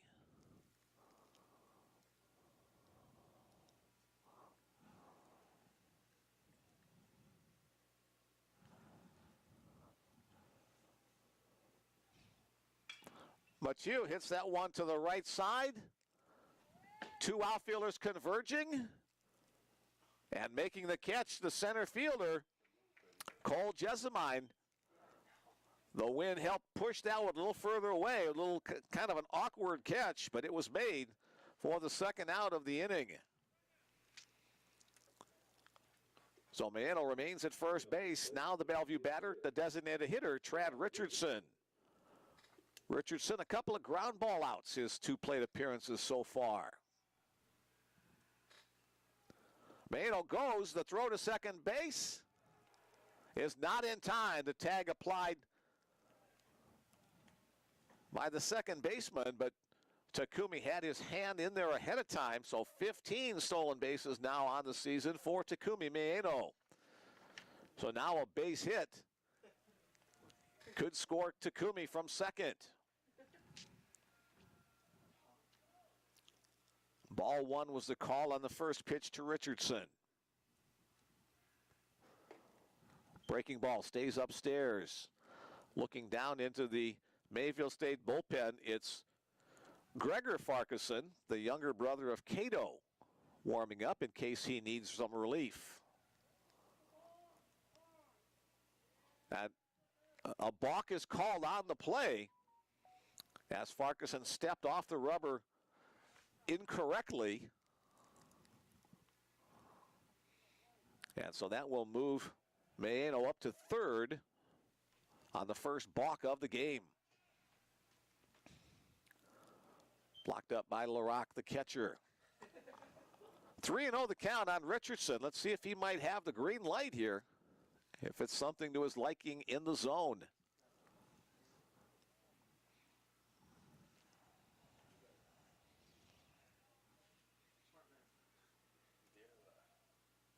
He was swinging, but a curveball. So Farquharson thinking right along with us here. Didn't want to just lay one in there for Richardson to wail on. Now 3-1 count. Pulled the string on Trad the last time. This time pulls the string again. Swung on and missed. So full count.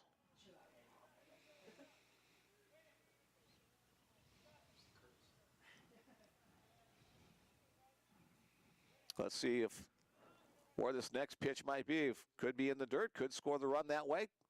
Richardson stays alive. Foul tipping that at the plate.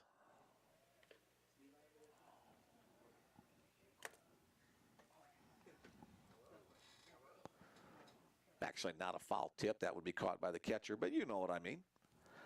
Full count once again. Big pitch upcoming from Cato Farquharson to Trad Richardson. Down low, blocked up by Alan LaRock. So Takumi will have to stay at third. The walk to Richardson plants him at first. And the batter will be the second baseman, Drew Staley. Staley's been up twice and on twice with a single and a walk. and has scored one of Bellevue's 2 runs today. For Bellevue, the second baseman, Drew Staley. Richardson does not have a stolen base attempt on the season. Another visit from the Mayville State coaching staff. And it looks like that will be the end of the line for starting pitcher Cato Farquharson. His pitch total? Hold on, sorry. 100 on the nose. As coming in from the bullpen, his younger brother, Gregor Farquharson, the junior right-hander. Let's pull out some stats.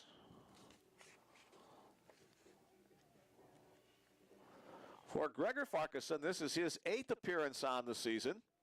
Most of them as a starting pitcher. A 2-win and 4-loss record for Gregor. He's thrown 26 and 2/3 innings. Has allowed 16 runs, 11 walks, 15 strikeouts, a 4.73 earned run average. So Gregor Farquharson in relief of Cato Farquharson as this brother act on the mound for Mayville State University. He'll get his 8 warm-up tosses, and he will be facing Drew Staley. Both runners on the responsibility of the older brother, Cato.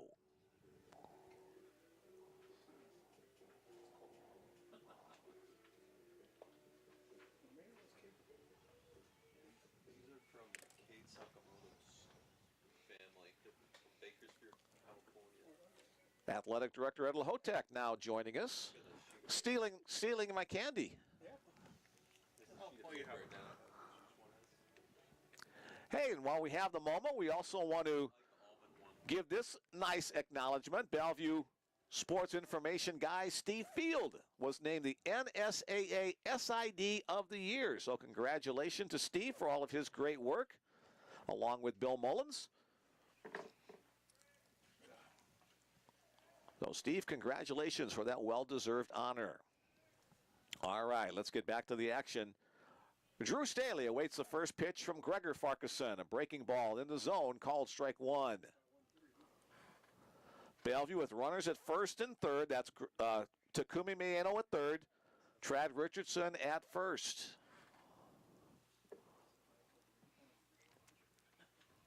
Throw to first base.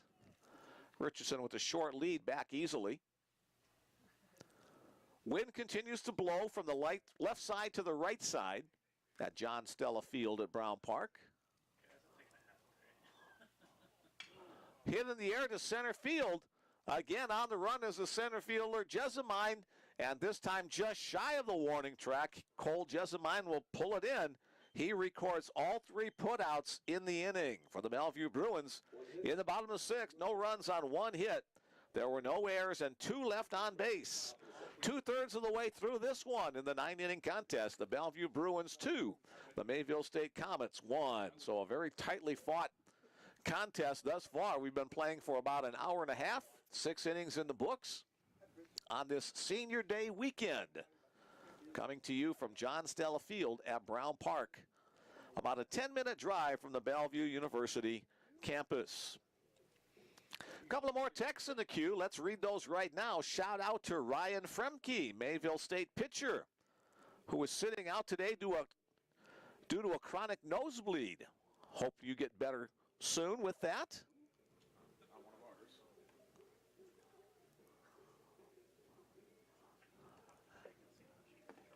All right, we'll throw that number out there one more time for you. 402 He could probably write 515 it wouldn't be terrible. 7654. He already has pitching plans. You just have to tailor it. Again, Bellevue leads this all-time series by a 2-1 margin. 26 wins for the Bruins, 13 for Mayville State. He probably would just say, don't worry about it. Leading off for the Comets, the center fielder, Top of the 7th inning, heading towards crunch time in this 9-inning contest. Here is the man of the hour defensively, now at the plate. Center fielder Cole Jessamine, 0 for 2 today.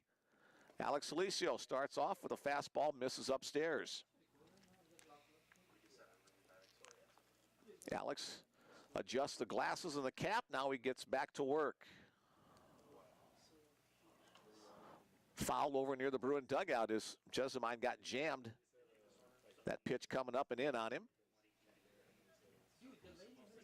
Alex will step off the mound and rub up the new baseball tossed into play. Again, hi to his family listening in the San Diego area. Glad you're with us. Some here and some at home in Chula Vista. C.J. Townsend going deep up the middle makes the nice play with the glove. And the strong arm, sidearm throw, 6-3 on the play, courtesy of C.J. Townsend. 1, 2, 3, 4, 5 assists in the game for the Bruins shortstop thus far. Here's second baseman Ricky Marquez. Marquez 0 for 2 today against Salicio. Chopper, second baseman Drew Staley gets it on the second hop. Flips it over to first, so the Bruin middle infielders getting some action to start off this inning. Quickly, 2 away.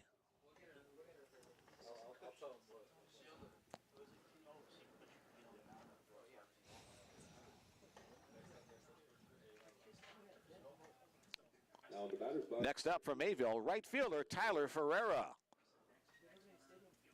who made a 2-run saving catch earlier in the game. Called strike 1 as Salicio ahead once again. Alex at 78 pitches. Very efficient in the 7th inning. That one blocked halfway back to the mound.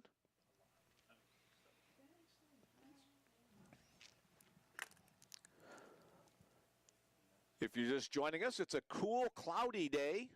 Throw in windy as well. Temperatures in the mid-40s today with winds out of the northwest. Cloudy skies, mostly cloudy skies overhead. We've seen 1 or 2 peaks of the sunshine. Fastball stays low. 2-1 the count on Ferreira.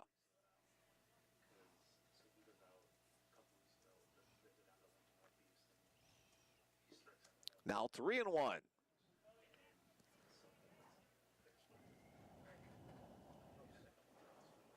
Salicio has retired 6 men in order.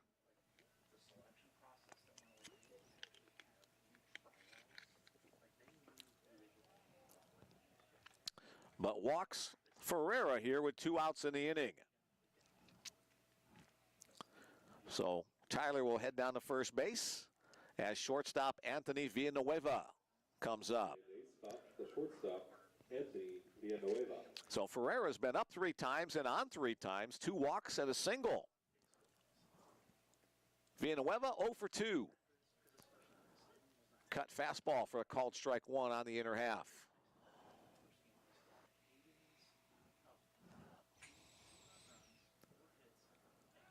Quick throw over to first, not in time. Another quick, brief look at the sunshine.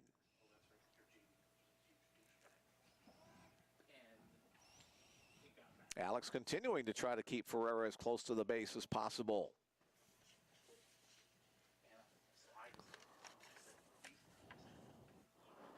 Fouled at the plate.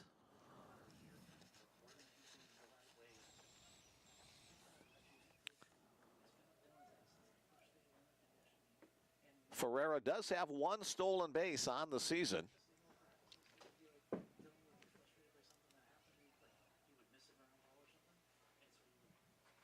Salicio comes set at the shoulders. Hit in the air down the right field side. Long way to go for Connor Barnett. Right near the foul line. Connor will make the catch. 1 stride into foul territory.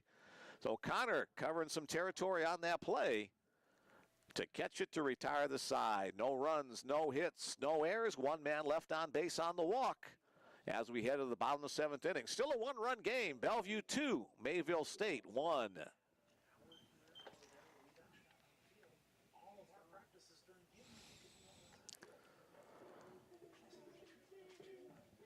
C.J. Townsend, Kanta Kobayashi, Connor Barnett, the first 3 scheduled Bellevue hitters in the bottom of the 7th inning.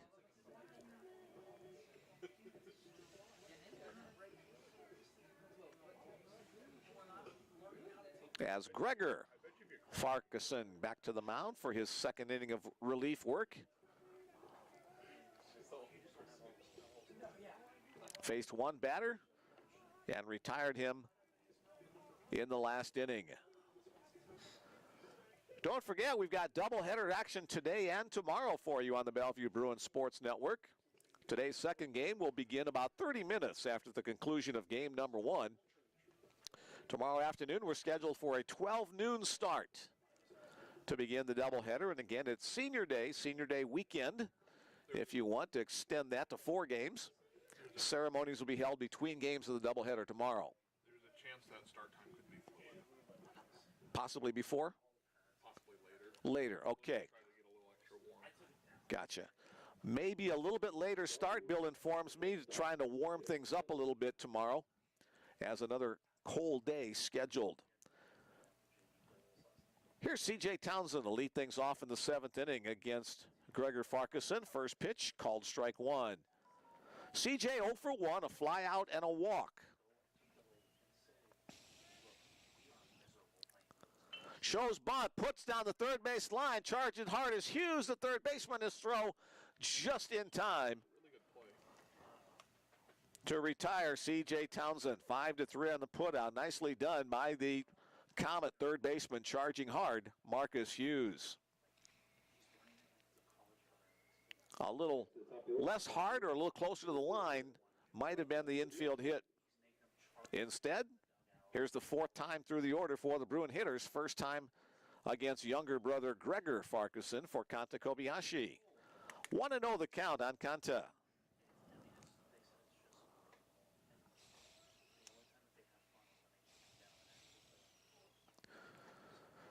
Kanta went over the century mark last year in hits for the Bruins, finished with an over 400 batting average. Trying to do the same this year. Chopped on the ground and through, the base hit to the right side. Kanta becomes the 1-out base runner with his 2nd hit of the day. That puts Kanta now at 65 hits on the year. And bring to the plate right fielder Connor Barnett. That is the 2nd spot for right fielder, Connor Barnett. Bellevue on an 8-game winning streak, obviously hoping to continue that this weekend. Runner goes on the hit and run, fouled back to the net, so Kobayashi will have to return. We've seen this combo do the hit and run on multiple occasions this season.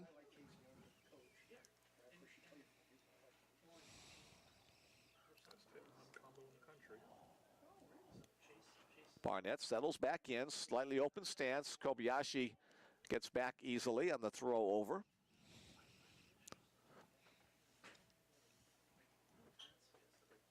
Gregor Farquharson in his 2nd inning of relief work for Mayville State. Overhand breaking ball stays upstairs.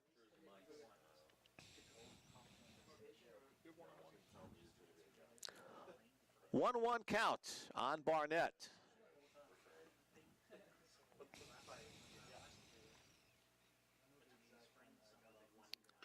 That's hit to the gap into right center field. Let's watch Kanta run. Ferreira, the right fielder, has it. The throw will come to second base. Barnett slides in safely, and the Bruins have runners at 2nd and 3rd on the double by Connor Barnett.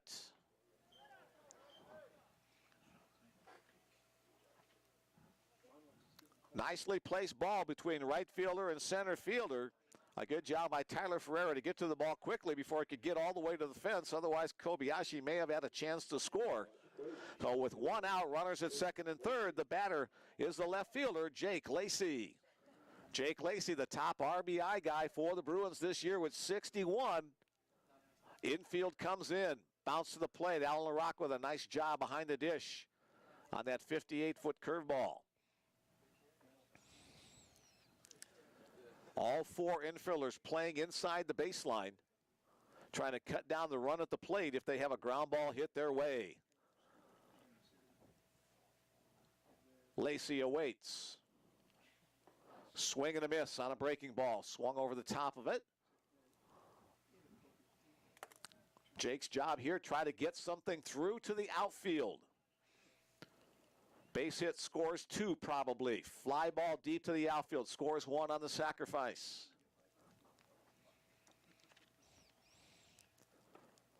Called strike on the inner half. Now 1-2.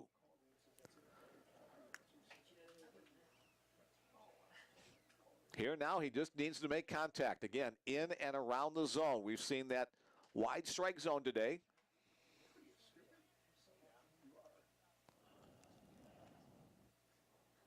The pitch. Swung on and missed. Chased the fastball up out of the zone. Gregor Farquharson climbed the ladder on that pitch for the second out of the inning.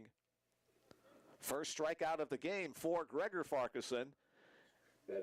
And it's up to Logan Grant, the Bruin catchers, enjoying a 2-for-3, 1 RBI already day. A chance to extend the Bruins' lead. Infield plays back to their regular depth. Grant takes the first pitch. Bounce to the plate. Again, LaRocque with a nice job. Again, as we've mentioned all season, the backstop at John Stella Field is not very far away from home plate. So a ball in the dirt that gets by is not an automatic scoring opportunity. But Kobayashi getting his lead in foul territory at third. He'll have his momentum coming home with every pitch. Again in the dirt. Again, LaRocque with a nice block. And I wouldn't be surprised to see Mayville State pitch around Jake Lacey.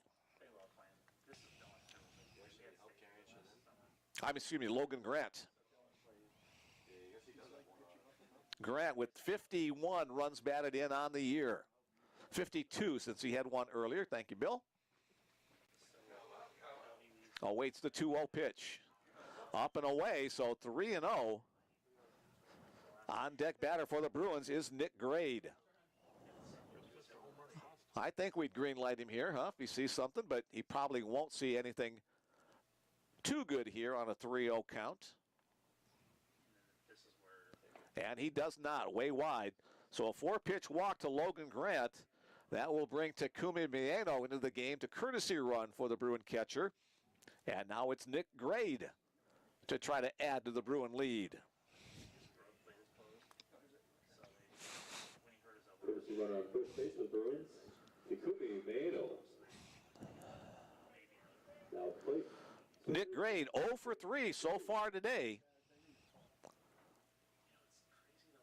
Let's see if he can pull the key hit for the Bruins. A long look in from Gregor Farquharson to his catcher, Alan LaRocque. Breaking ball down low. Grade has 46 runs batted in on the season. That's over 1 per game, as Bellevue now in its 42nd game of the season. Upstairs, 2-0.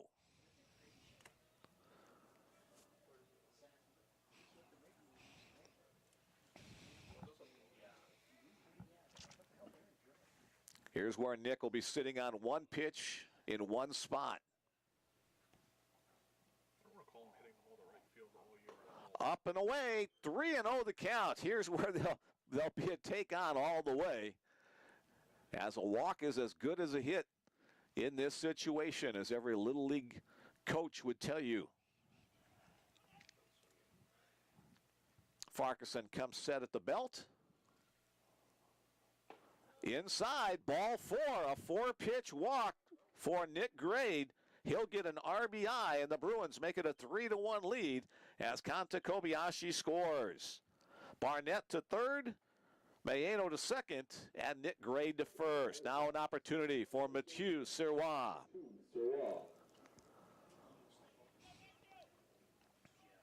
He'll be very selective as well after the back-to-back walks. On the outside edge, a called strike 1.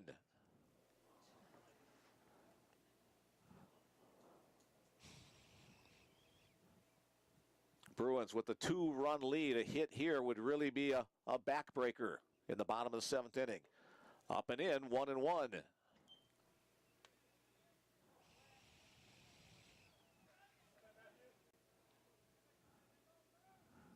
Mathieu hitting .384 on the season. 0 for 2 today.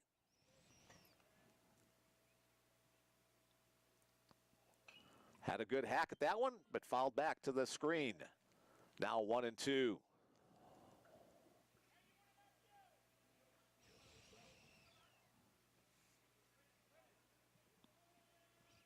Here's where Mathieu will have to battle every pitch near the zone.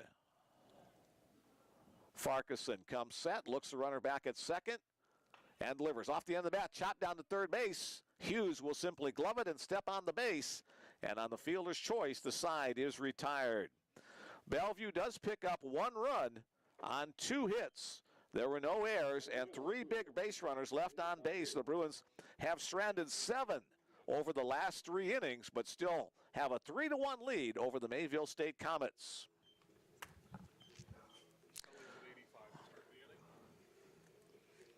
Bellevue starter Alex Salicio back to the mound. He has 85 pitches thrown to this point.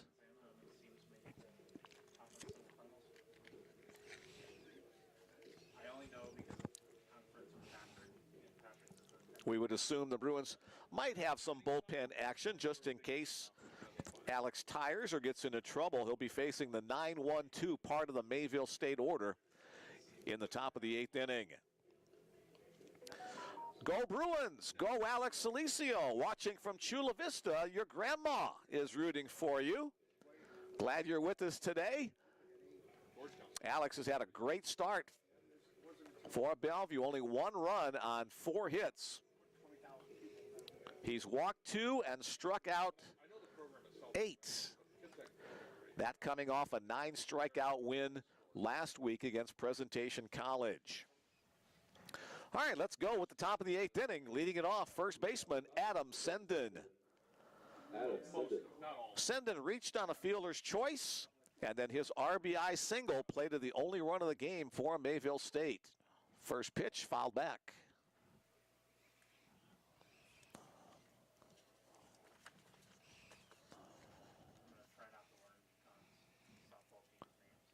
Top of the order on deck for Mayville. Tell Molly I say hi. They're pitching coach. In tight, 1-1. She's good people. She was a 4-time All-American at Eastern. Now 2-1. 3 runs on 6 hits, no errors for Bellevue. 1 run on 4 hits and 1 error for Mayville State. We're in the top of the 8th inning. 2 innings to go in this battle in the North Star Athletic Association. Grounded to the left side. Nick Great has it go off his glove. And Adam Senden will reach as the leadoff guy on the E5. Great ranged far to his glove hand side, but just had a glance off his, and Bill's going to say base hit on that, because of the distance that Great had to travel to get to there. So a hit. First baseman, Marcus. He had to go a ways for it. Either way, the runner at first. Here's Marcus Hughes, the leadoff guy in the order. 4th time up. And he's going to hit it in the air to left field. Jake Lacey going back to the fence, and it will go over the fence for a 2-run home run to tie the game at 3-3. So just like that, the 2-run lead for Bellevue has evaporated, and we are tied at 3-3. The big swing by Marcus Hughes. Hughes gets helmet taps from his teammate at home plate, and it's a brand new ball game at 3-3. So the In the second spot. next batter for Mayville, left fielder Carson Lundmark. Lundmark is 0 for 3 today. And again, the home run ball bites Alex Salicio. He's given up, I think you said last weekend, now 16 out of 18 games. 18 out of 20. He has allowed a home run ball, cruising along very well. And 12 for 12 this year. And in each of his 12 starts this year, he has allowed a home run. Let's see if Alex can continue to battle out there. That pitch gets the outside edge for the called strike. Lundmark awaits the next delivery. Hit in the air to the left center field area. Lacey calls for it, now has to drift with the wind pushing it a little further away from him, but he stays with it to make the catch for the first out of the inning. Again, the wind, as you can see, the flag out in center field, blowing from the left field side to the right field side. That home run by Marcus Hughes not helped at all by the wind, able to get it just over the fence at about the 350 or so foot mark in left center field. Next up, the catcher, Alan LaRock. Strike one called on the breaking ball from Alex Salicio. Something from earlier today, whenever you get to it. Trying to hit the inside corner. That one misses. 1-1.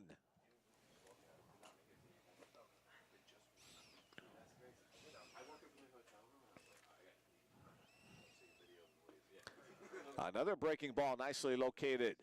Breaking away from the right-handed batter. 1-2 the count.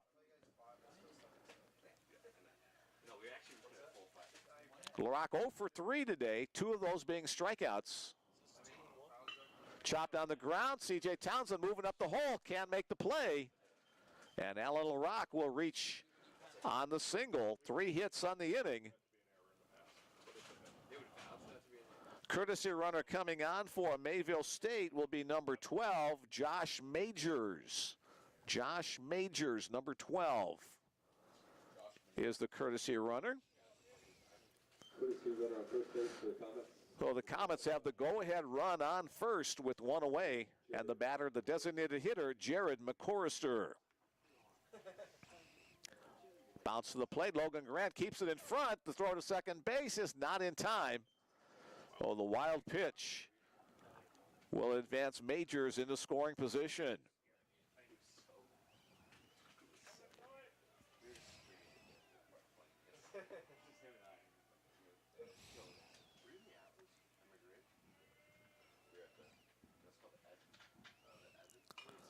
Fouled opposite way, out of play. 1-1.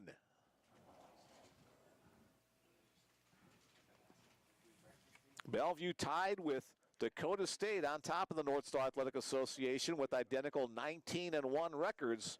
Mayville State in 4th place, 10-9 in conference play. That pitch wide. 2-1 the count.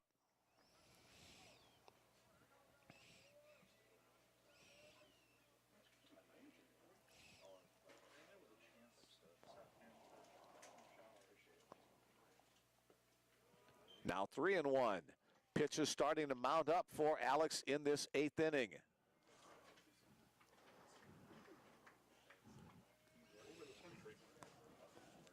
Over 100 pitches on the game now for Alex. He was in the 70s in the 7th inning. Little chopper in front of the plate. Salicio comes off the mound, fields it in fair territory, and tosses to first to retire Jared McCorrister. A nice athletic play by the Bruin pitcher to cover territory off the mound and get a good throw to Sirois at first base. Majors advancing to 3rd on that play, so now 2 outs, and the batter will be center fielder Cole Jessamine. But first, a visit from head coach Dwayne Monlux, and we may have a call to the bullpen.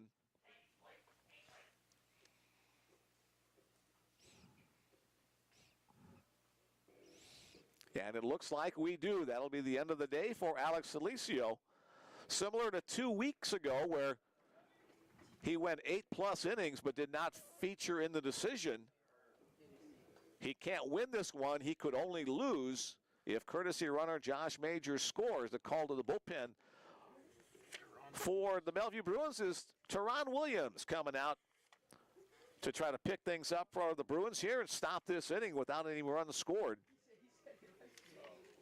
So hello to Teron's family listening in.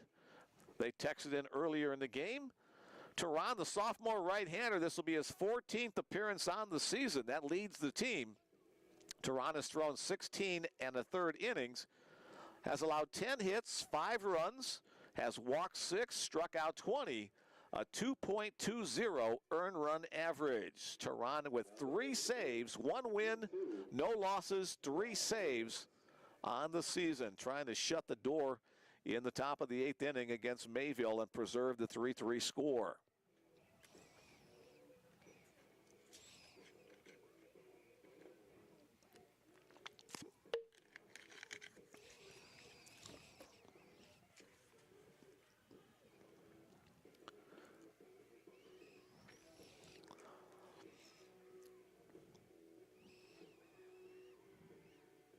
So from Chula Vista, California, we now have Belton, Missouri native Teron Williams on the mound for the Bruins. Wearing number 42, Jackie Robinson's number, retired by Major League Baseball. As the batter for the Comets will be center fielder Cole Jessamine. Jessamine 0 for 3 versus Salicio. Let's see how this one-on-one battle unfolds. Runner at third base is courtesy runner Josh Majors. Bellevue defense at regular depth. First pitch from Williams, a sidearm sling, called strike one on the breaking ball across the zone.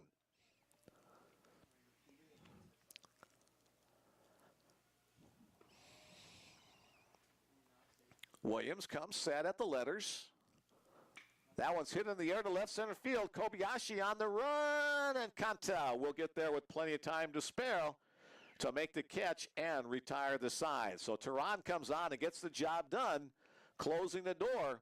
But the two-run home run by Marcus Hughes, 2 runs on 3 hits in the inning for Mayville.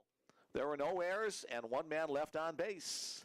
7.5 innings complete. The Bellevue Bruins 3 and the Mayville State Comets 3.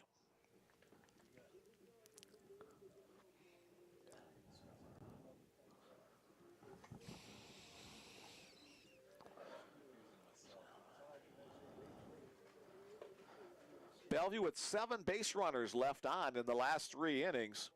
2 in the 5th, 2 in the 6th, 3 in the 7th. So hopefully the Bruin Bats can get more base runners on, but this time plate all of them. Single runs in the 1st, in the 5th, and the 7th account for the 3 runs for Bellevue. A single run in the 5th and 2 runs in the 8th. The scoring frames for Mayville State as we head to the bottom 8th inning. It'll be the 7, 8, 9 part of the order for the Bellevue Bruins.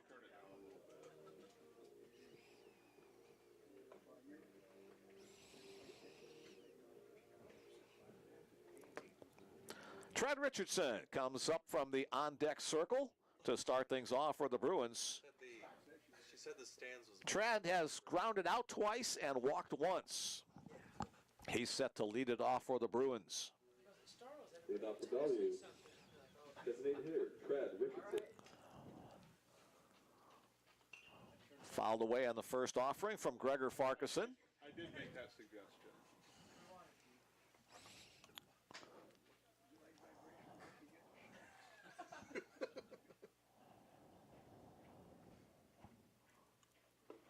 Down low.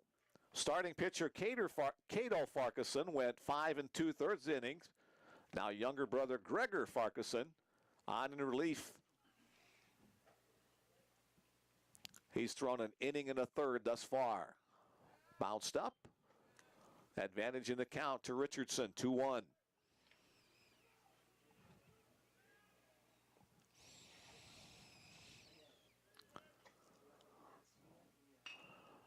Hit in the hole and through. Trad Richardson with a leadoff single in the 8th inning. And the Bruins have the go-ahead run on board in the person of Trad Richardson. And looks like we're going to have a pinch runner coming on. Guess who? Takumi Maeno will step in for Richardson at first as the pinch runner. Takumi can no longer be the courtesy runner, but he's into the game in Richardson's spot. First base for the Bruins, Takumi Maeno. Pinch hitter on deck. Drew Staley, the next batter for the Bruins. Looks like we have a pinch hitter waiting on deck for Bellevue. Anthony Lind, who had been injured the last couple of weeks, may get an opportunity to pinch hit. But first it's up to Drew Staley to try to advance the base runner, Maeno, at first. Shows bunt. Throw goes over to first base. Takumi back easily. Third baseman Marcus Hughes playing way in. Hopefully has good dental policy as he's about 2/3 of the way towards home plate. Another throw back to first. Drew did show bunt on the first throw over to first, but that could have just been a decoy in itself. But before we get there, we'll have another visit from the Mayville State coaching staff.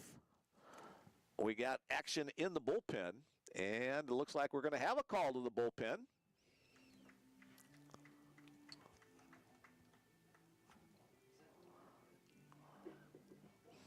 So the day is done for the Farquharson brothers, Cato and Gregor. And we'll let you know who the new pitcher is as soon as he turns around. Mayville State does not have numbers on the front of their jersey, so 21. We'll go with number 21 on the mound. The third pitcher of the day is Alex DeCaro.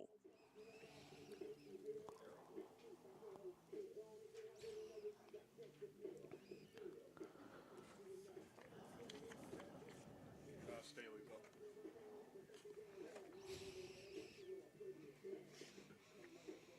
All right, Alex DeCaro, a senior. This will be his 8th appearance on the season, all of them in relief. Has a 1-win, no-loss record in 8 2/3 innings of work. He's given up 11 hits, allowed 4 runs, has walked 3 and struck out 7, a 3.12 earned run average. So Alex DeCaro comes in.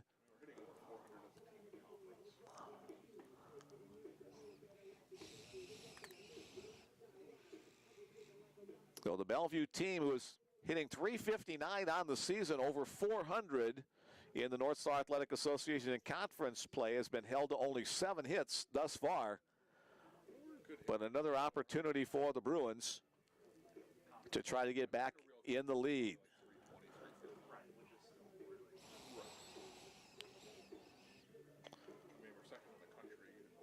Game has been close all the way along. Bellevue led 1-0, then tied 1-1, then Bellevue led 2-1, then 3-1, and now tied 3-3. Drew Staley back up. We're all within like 2 points of each other. Still no count on Drew. Couple of throws over to first base. Here's the pitch. Drew shows bunt. In a pretty good spot, right back to the mound. DeCaro throws it down the first base line. The home plate umpire is going to call a dead ball on the runner's interference play. And on the play, the home plate umpire immediately called interference on the runner as the ball hit Staley in the head on a bang-bang play at first. I don't know how. That's the toughest call in baseball. And Dwayne Molix is not happy with the call. What's going to happen here is that Staley's going to be called out on the interference running inside the baseline, and Mayano's going to have to go back to first base.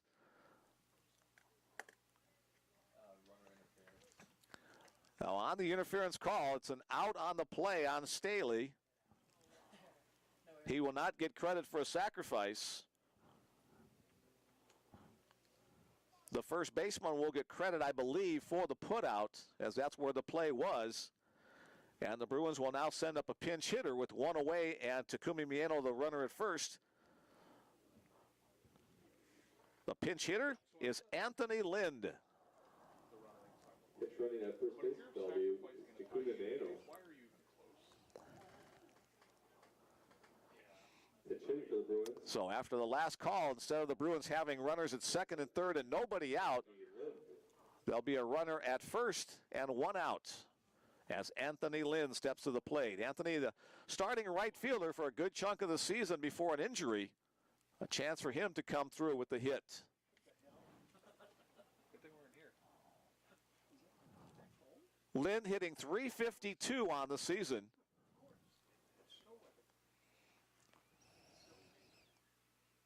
Breaking ball called strike 1. We're getting a little shower of leaves, basically, seedlings from the trees.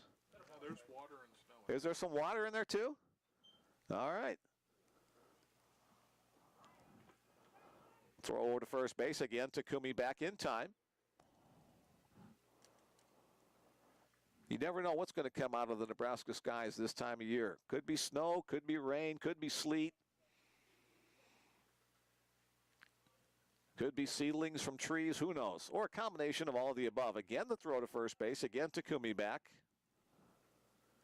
So 1 out, 1 on in the bottom of the 8th inning of this tied 3-3 game. 3 runs on 7 hits for both teams.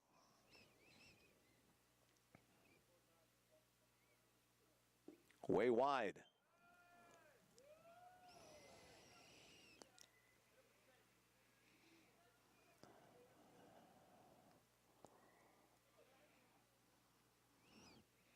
Alex DeCaro in relief for Mayville State, the third pitcher of the day. Runner goes on the hit and run, swung on and missed, throw to second base, not in time. Takumi Mieno announces his presence with a safe call on himself. His second stolen base of the day, his 16th stolen base of the season. So now he's in scoring position. An opportunity here for Anthony Lynn to drive him home. Anthony with 33 runs batted in on the season. Hit in the air to the right side, sending the first baseman going back, second baseman also going back, and the play made by Ricky Marquez, the second baseman, went a long way from his original starting spot to make the catch on that fly ball for the second out of the inning. I'd have to go back and look, but they don't lose non-conference games very often. Now with 2 outs Certainly not at home. and the runner in scoring position, it's up to Kanta Kobayashi. Center fielder, Kanta Kobayashi. So the native of Fukuoka, Japan at second base, the native of Tokyo, Japan at the plate. Play well to be able to beat a team like that. Off the outside edge on the first pitch from DeCaro. Yeah, you look at, Kanta with a couple of hits today already. like, we list our heights and weights. Like, 2 for 4. Also reached on an air. 5'11" guys become 6'1". Our 175-pound guys are 190. Backdoor breaking ball for the called strike, 1-1.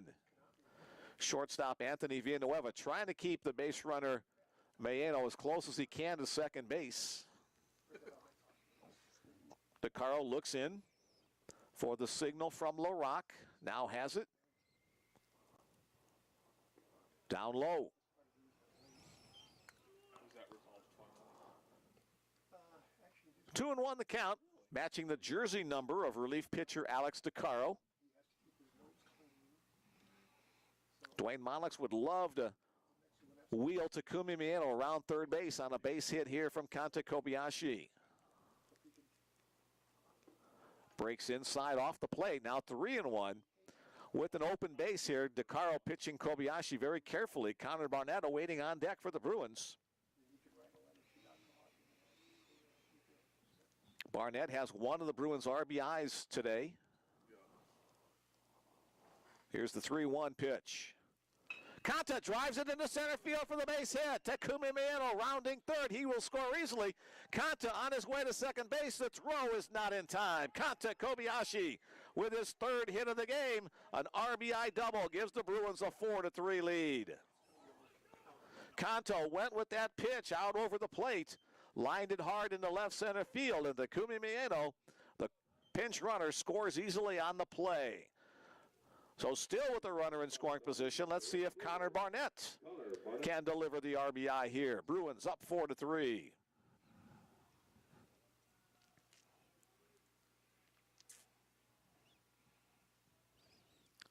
Barnett fouls the first pitch, about to play.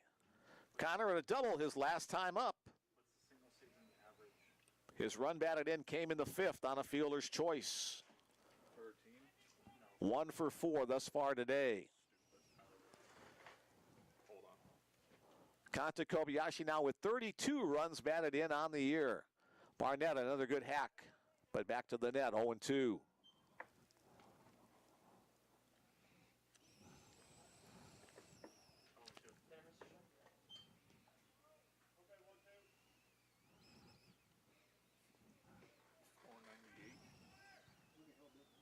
Randy Ruiz. 99. But how many of that? A lot. Oh, really? They played like 71 games. Way wide on that pitch from DeCaro. Trying to get Barnett to chase. He lays off that. Big deep breath for Connor, then steps back into the batter's box.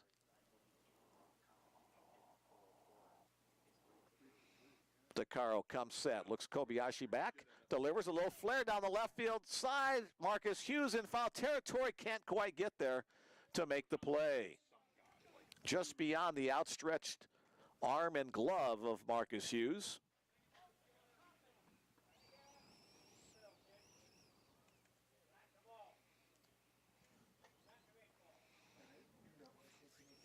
Mayville defenders back to their spots as DeCaro looks in to continue this battle against Barnett. Connor, a little dribbler up the first base side. That's going to go into foul territory, however. 13 of 227 that year.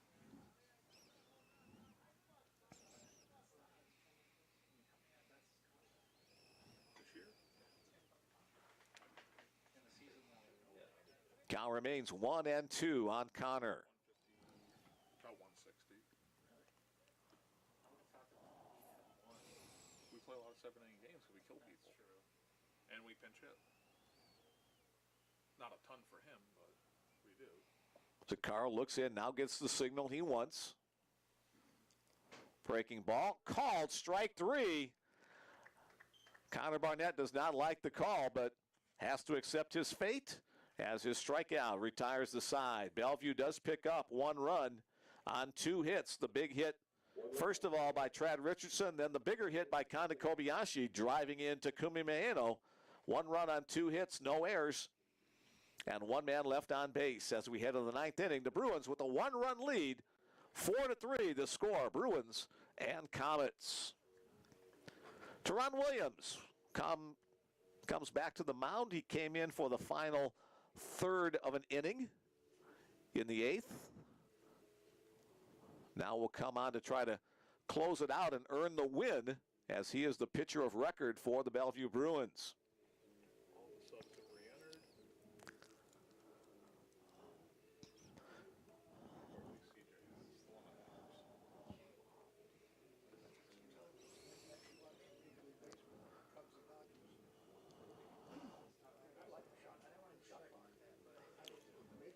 Bellevue defense as it was before, with Surratt at first, Staley at second, Townsend at short, Grade at third, Lacey in left, Kobayashi in center, and Connor Barnett in right.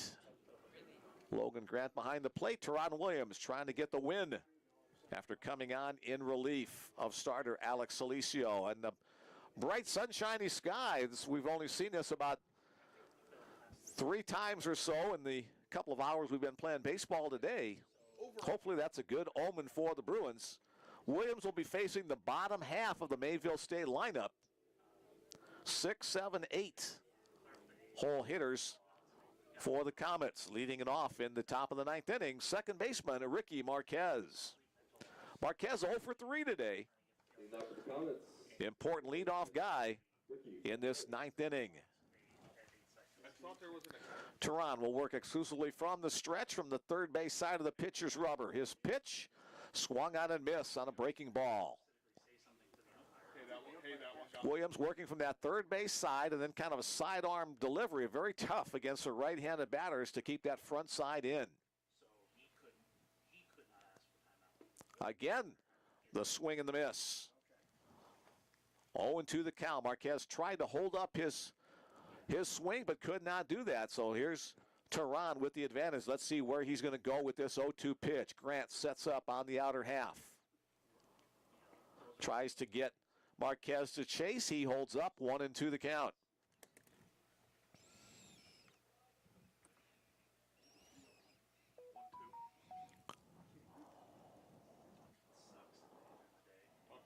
Teron comes set at the letters. Here's the 1-2 pitch. Down low, now 2-2. After scoring 83 runs last weekend in those blowouts against Presentation, the Bruins in a tight one today against Mayville. 4-3 our score, 2-2 the pitch.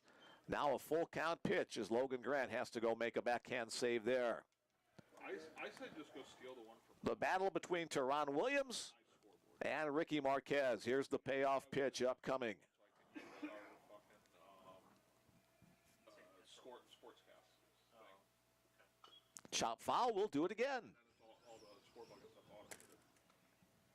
Assuming they can.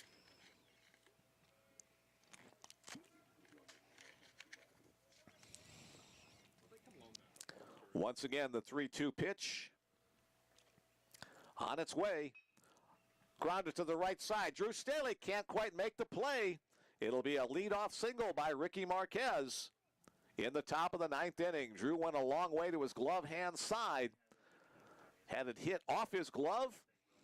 And so Marquez becomes the tying runner at first. Next up from Mayville State, the right fielder, Tyler Ferreira. Tyler Ferreira. Nick Grade, the third baseman, moving up inside the baseline, anticipating a possible bunt. Let's see if Mayville plays for the tie or they allow Ferreira to swing away. On the road, play for the win, right? Shows bunt, pulls back to throw to first, not in time.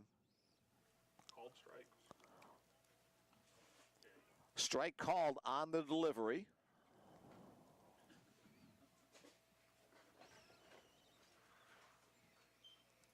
Williams comes set.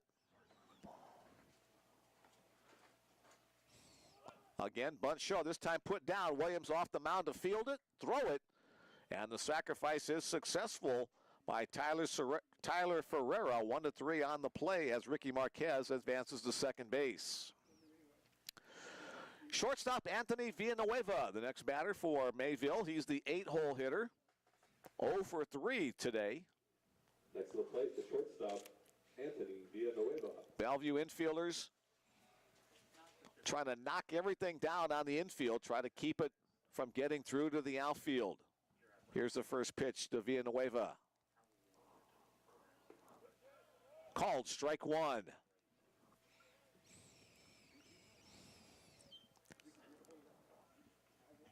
Scott Berry in the third base coaching box, not flashing any signals, so it'll be up to Villanueva to try to slap it through to tie it up.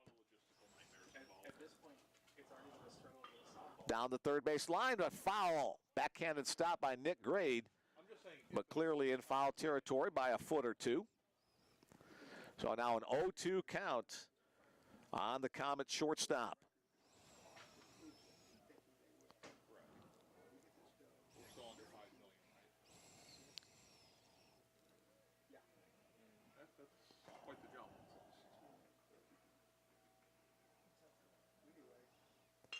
Chop to C.J. Townsend. Thought about going to third, instead takes the sure out across the diamond. So a little dangerous base running play there by Ricky Marquez. He advances to third, but the out recorded 6-3 for the second out of the inning. So it'll be up to Adam Senden, the first baseman, hitting in the ninth spot of the order, but he's been up 3 times and on 3 times with 2 singles and a fielder's choice. Here's the payoff at bat of the game. Foul out of play on the first pitch from Tehran. There are cages though, right?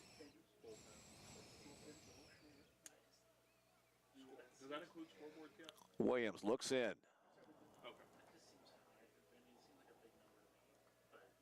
The 0-1 pitch. Chopped on the ground to third. Nick Gray gloves it.